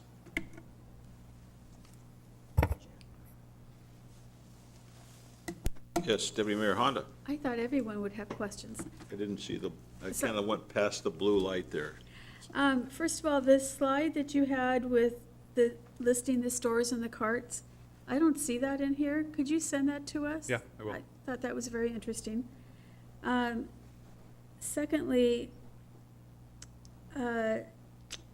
if a store doesn't want to pick up a cart and it's in usable condition, could it be sold to another store or another retailer? It could, but that's not a service that we're going to get engaged in. Could it be sold to anyone who could then, we would send it to recyclers and collect the fee from that. There'd be too much matchmaking to try and. I get what you're saying. I just like to try to help. I know carts are very, very expensive, and some of the stores that really don't have a lot of carts. I mean, I've been in stores where they have no carts left because they've been taken. can't afford to buy new ones, so used ones might be an option for them. But anyway, just a suggestion. And 383 so far to date doesn't seem like very Yeah, many. I think it's a month old, so I'm sure we have more by now. Okay. All right, thank you. Council, Lydia. What did you? No, that's it, thank you. Lydia, please go ahead. Yeah, thank you very much.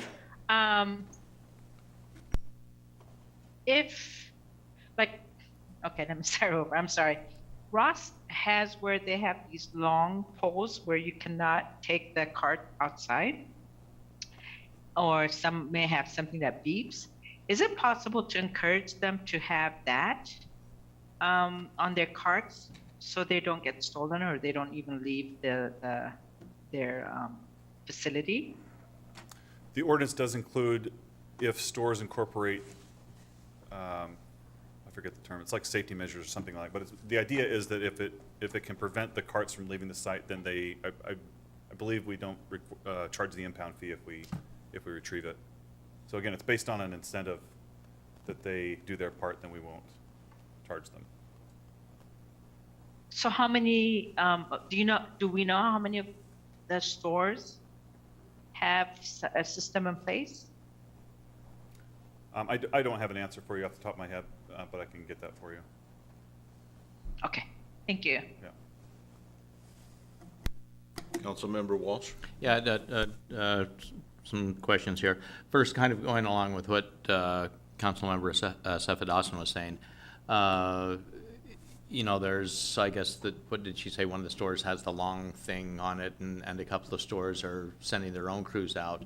Do we know of stores doing any other measures? I keep hearing that there's a thing where there can be the locking brake once it gets out of range or something like that. Have any of the stores implemented anything like that? We have seen, not in our city, but some stores have, like a deposit mechanism where you're in the cart corral and you pay for the cart, but then you can get your money back if it's returned. We have seen that, but for whatever reason, we haven't seen those installed here in Federal Way. We believe it's just a money issue, that it's cheaper for them to have a replacement plan that carts are taken from their property. Pure speculation on our part, but it just seems like they're not too concerned about having carts being taken as often as they are. And down at Brook Lake, how many, it looks like a massive number of carts down there. Do we have any idea how many carts are down? I don't, like currently, the snapshot, I don't have that. We keep track of those that we have returned, those that we recycle, and then those that we dispose of over time. But as of right now, the snapshot, I couldn't get you the answer. Mm-hmm. And with that, when we're recycling, are we having to take them to the recycling facility? We do. Is there a possibility to get somebody it sounds like there's some value in the carts, the ones that are going to be recycled or whatever. Is there a possibility just getting a contractor to come and take all of them that aren't being returned to the stores rather than us using staff to be returning them? There's not a huge return on the recycling fees, or the recycling, what's the word I'm looking for? The return that we get on recycling is not high. Mm-hmm. So to have that go out to a third party has not been an option to date. Mm-hmm. So that, admittedly, that is an area where we're not sustaining, whereas most of the other, carrying carts throughout the day, impounding them, returning them, or disposing of them, that generally has paid for itself. We did add an employee. The council added an employee here, I think, in the last budget cycle, and so fortunately that has paid for itself. But as far as trips to Tacoma to get them recycled is not something that so far we've been able to farm out. Okay.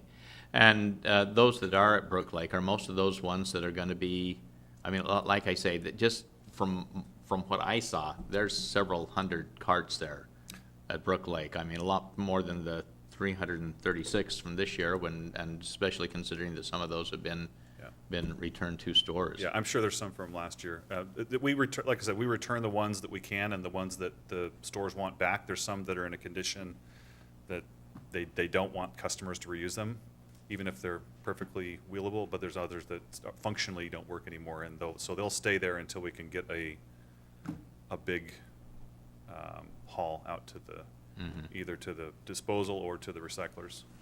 With that, is there a possibility of having a one-time grace period or something with the stores and say, hey, if you come and take all of your, Safeway, if you come and take all of your carts, good and bad, we won't make you pay for the ones that are good, and you just get rid of all of them?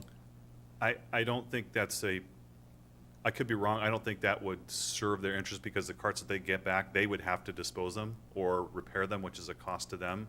And like I said, the dynamic that we have seen is that stores are just simply not motivated. They clearly have a replacement program within their carts, because they simply just buy new ones, with exception to the ones that Deputy Mayor Honda pointed out that maybe they can't afford it. But most of the big stores, that's part of their business plan, is to replace them. And I don't know if to your question, we will ask to see if there is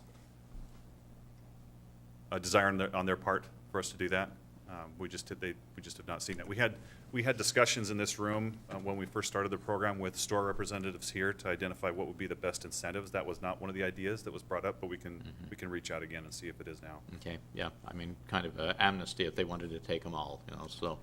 Other than what we are doing now, during the time that this has been in place, have the staff come up with any ideas that may be able to handle things better than what they are being done now? And the most recent example is the return fee, because what we were doing was Brook Lake is worse than it is now, and it was just piling up. And we said, okay, you got to come get them for a fee, and they basically told us, we either don't have a truck to come get them, or we don't want to rent one. And so we said, well, if we charge this much, which is our time and equipment and overhead to get it back to you, would this be worth it? And they all said yes. So that was kind of the first change that we made in the program. I would say, I'm proud to say that a lot of other jurisdictions have asked us about our program, because they try to incorporate a lot of what we have done. So I don't want to say that we can never improve, but we have been called upon many times as to how our program has worked. And I know that there's carts every day that you see in the city, which would indicate that we're failing, but it's much worse than it could be. And it's my understanding it's not practical to cite the people who are stealing the carts for possession of stolen property. And because it seems to me as though that would be the first thing. Instead of putting the burden on the stores, put the burden on the culprits who are taking them. And so is that? That's a police issue, and I believe that has been looked into, and is difficult to identify when it leaves the site, who is taking it, and if it doesn't get returned. Because a lot of them will take the carts to their house, because that's the only way to get there, and then either they come back, or they'll leave to go somewhere in the woods, and then having a policeman dedicate time to track that individual down to identify exactly who it is that took the cart. It's not impossible, it just doesn't seem like a wise... But if we see a cart full of stuff being pushed down the sidewalk, it seems kind of obvious that, hey, that person is possessing stolen property. And not exactly. It doesn't have to be... There are protections, for better or worse, that say that we cannot take those possessions without due process, without holding it for a while, without inventorying it, without contacting them within a time frame for them to either come get it or abandon it. So it has been problematic to do that. Okay. All right, thank you. Deputy Mayor Honda? Thank you. Is it possible that we could require a retailer to have a security measures so that the carts aren't taken off their property? Could we put that To require it of the stores? Right. so that this whole problem, We could, be solved. I think that would be, we'd have to research that. I think that would be more of an expense to the stores than it is now. And they would, when we had those discussions here, when I mentioned we were first starting the program, they said to use it as an incentive, to your point of either requiring security measures or incentivizing security measures. And all of them said, please make it as an incentive, not a requirement, because the requirement would, again, it would be more of an impact than us just having replaced carts over and over again. But we can, that was 4 years ago now, we can reach out again to see if that climate has changed. Have other cities done something like that? As far as requiring it Right. goes, I've not seen that. That's not to say that it hasn't happened, but we have seen, like I said, there were other cities that had stores where you had the deposit idea, and for whatever reason here, we haven't seen that yet.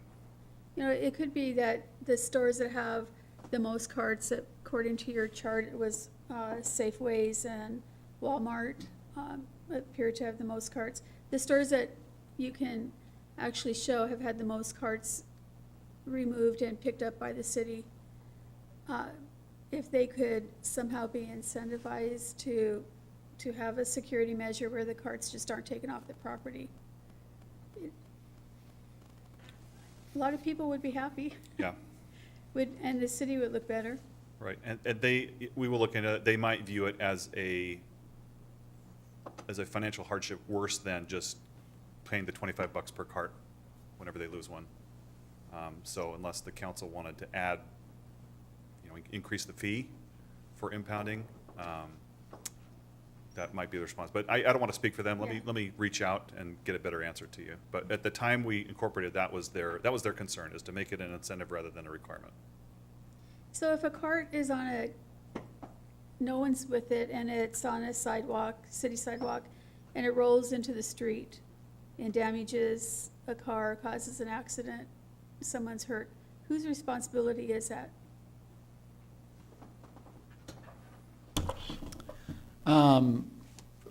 Before I get into the specifics, I'll say that the policy for anybody who's a plaintiff is to sue anybody they possibly could with deep pockets, which includes the city.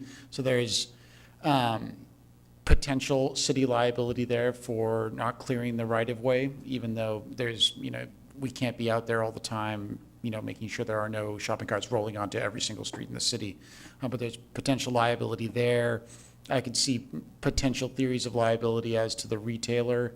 And then obviously, potentially the person who actually caused that to occur could be liable, but as you can imagine, frequently that person's gonna be hard to find and also not gonna have any pockets that are worth even mentioning in a suit.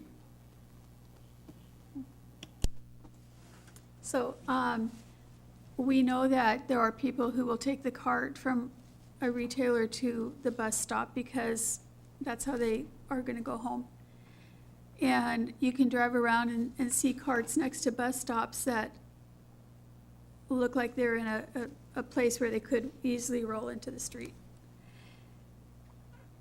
It might be interesting to see if we could have a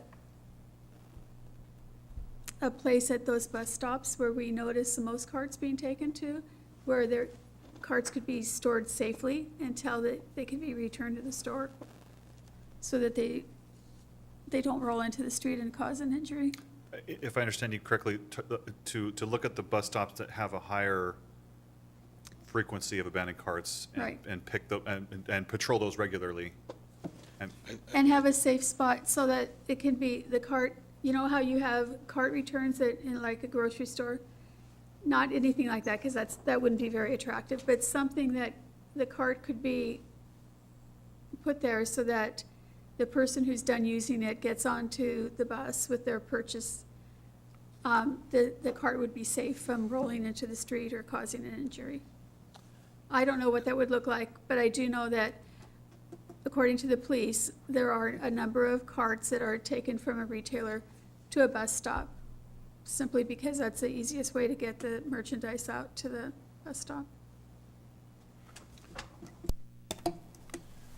The answer is yes with money. So the Everything takes money.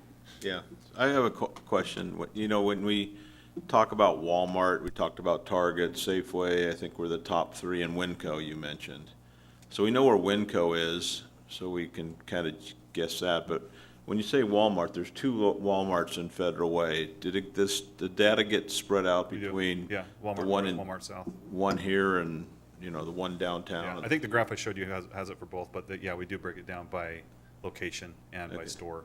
And is it the one down by downtown that's more prevalent, or is it 50/50?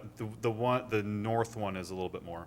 Okay, and then the same thing with Safeway. We have one over on 21st, and we have the one on 320th. It's probably the 320th is the worst? Yes.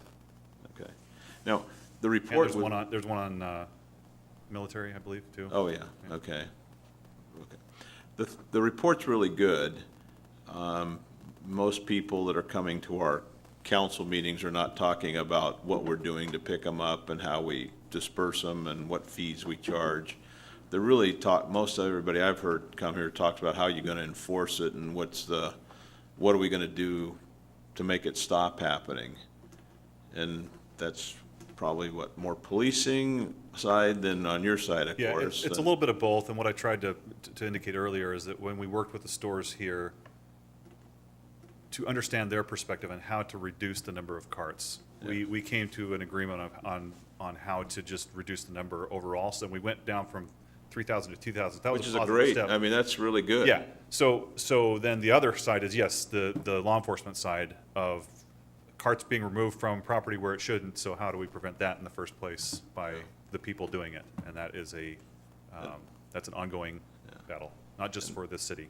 And it's probably the same people over and over again that are reusing and moving carts and taking them. But the thing at the bus stop, I think what you're referring to, Deputy Mayor Honda, is having those little racks where you go at like a Trader Joe's and you put them in the parking lot and line them up. Something more attractive. Yeah, I'm not sure that I don't the know what people would that are be more taking these carts are gonna use that service, but, you know, maybe we'd get lucky. Like, I see carts all the time right there in front of the mall and at the Burger King over there, not Burger King, what's that thing called? Oh, Burger 312 Express. to 99. Oh.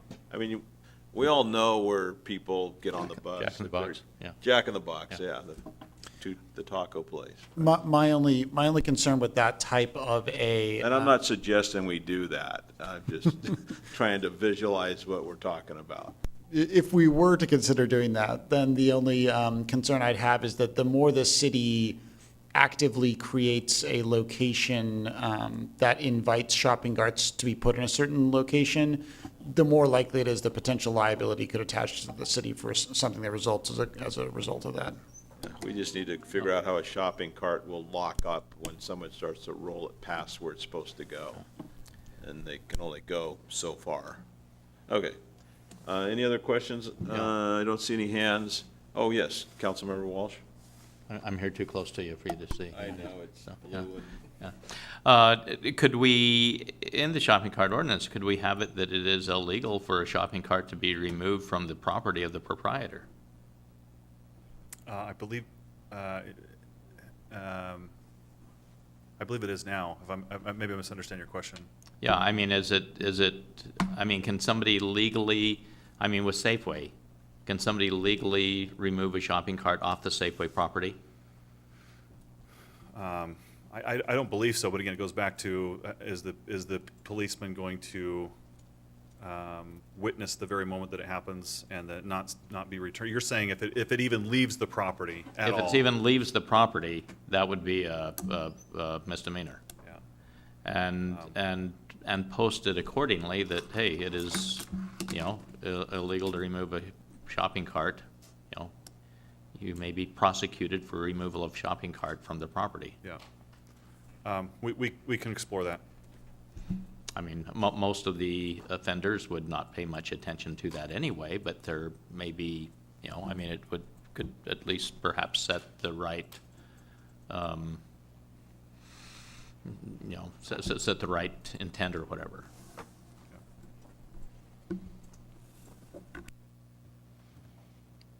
Okay. Okay, seeing no more questions, and this was information, I think it was the last thing on our agenda. I thank you all for powering through for 2 hours and 15 minutes. We will now adjourn. Thank you. Bye.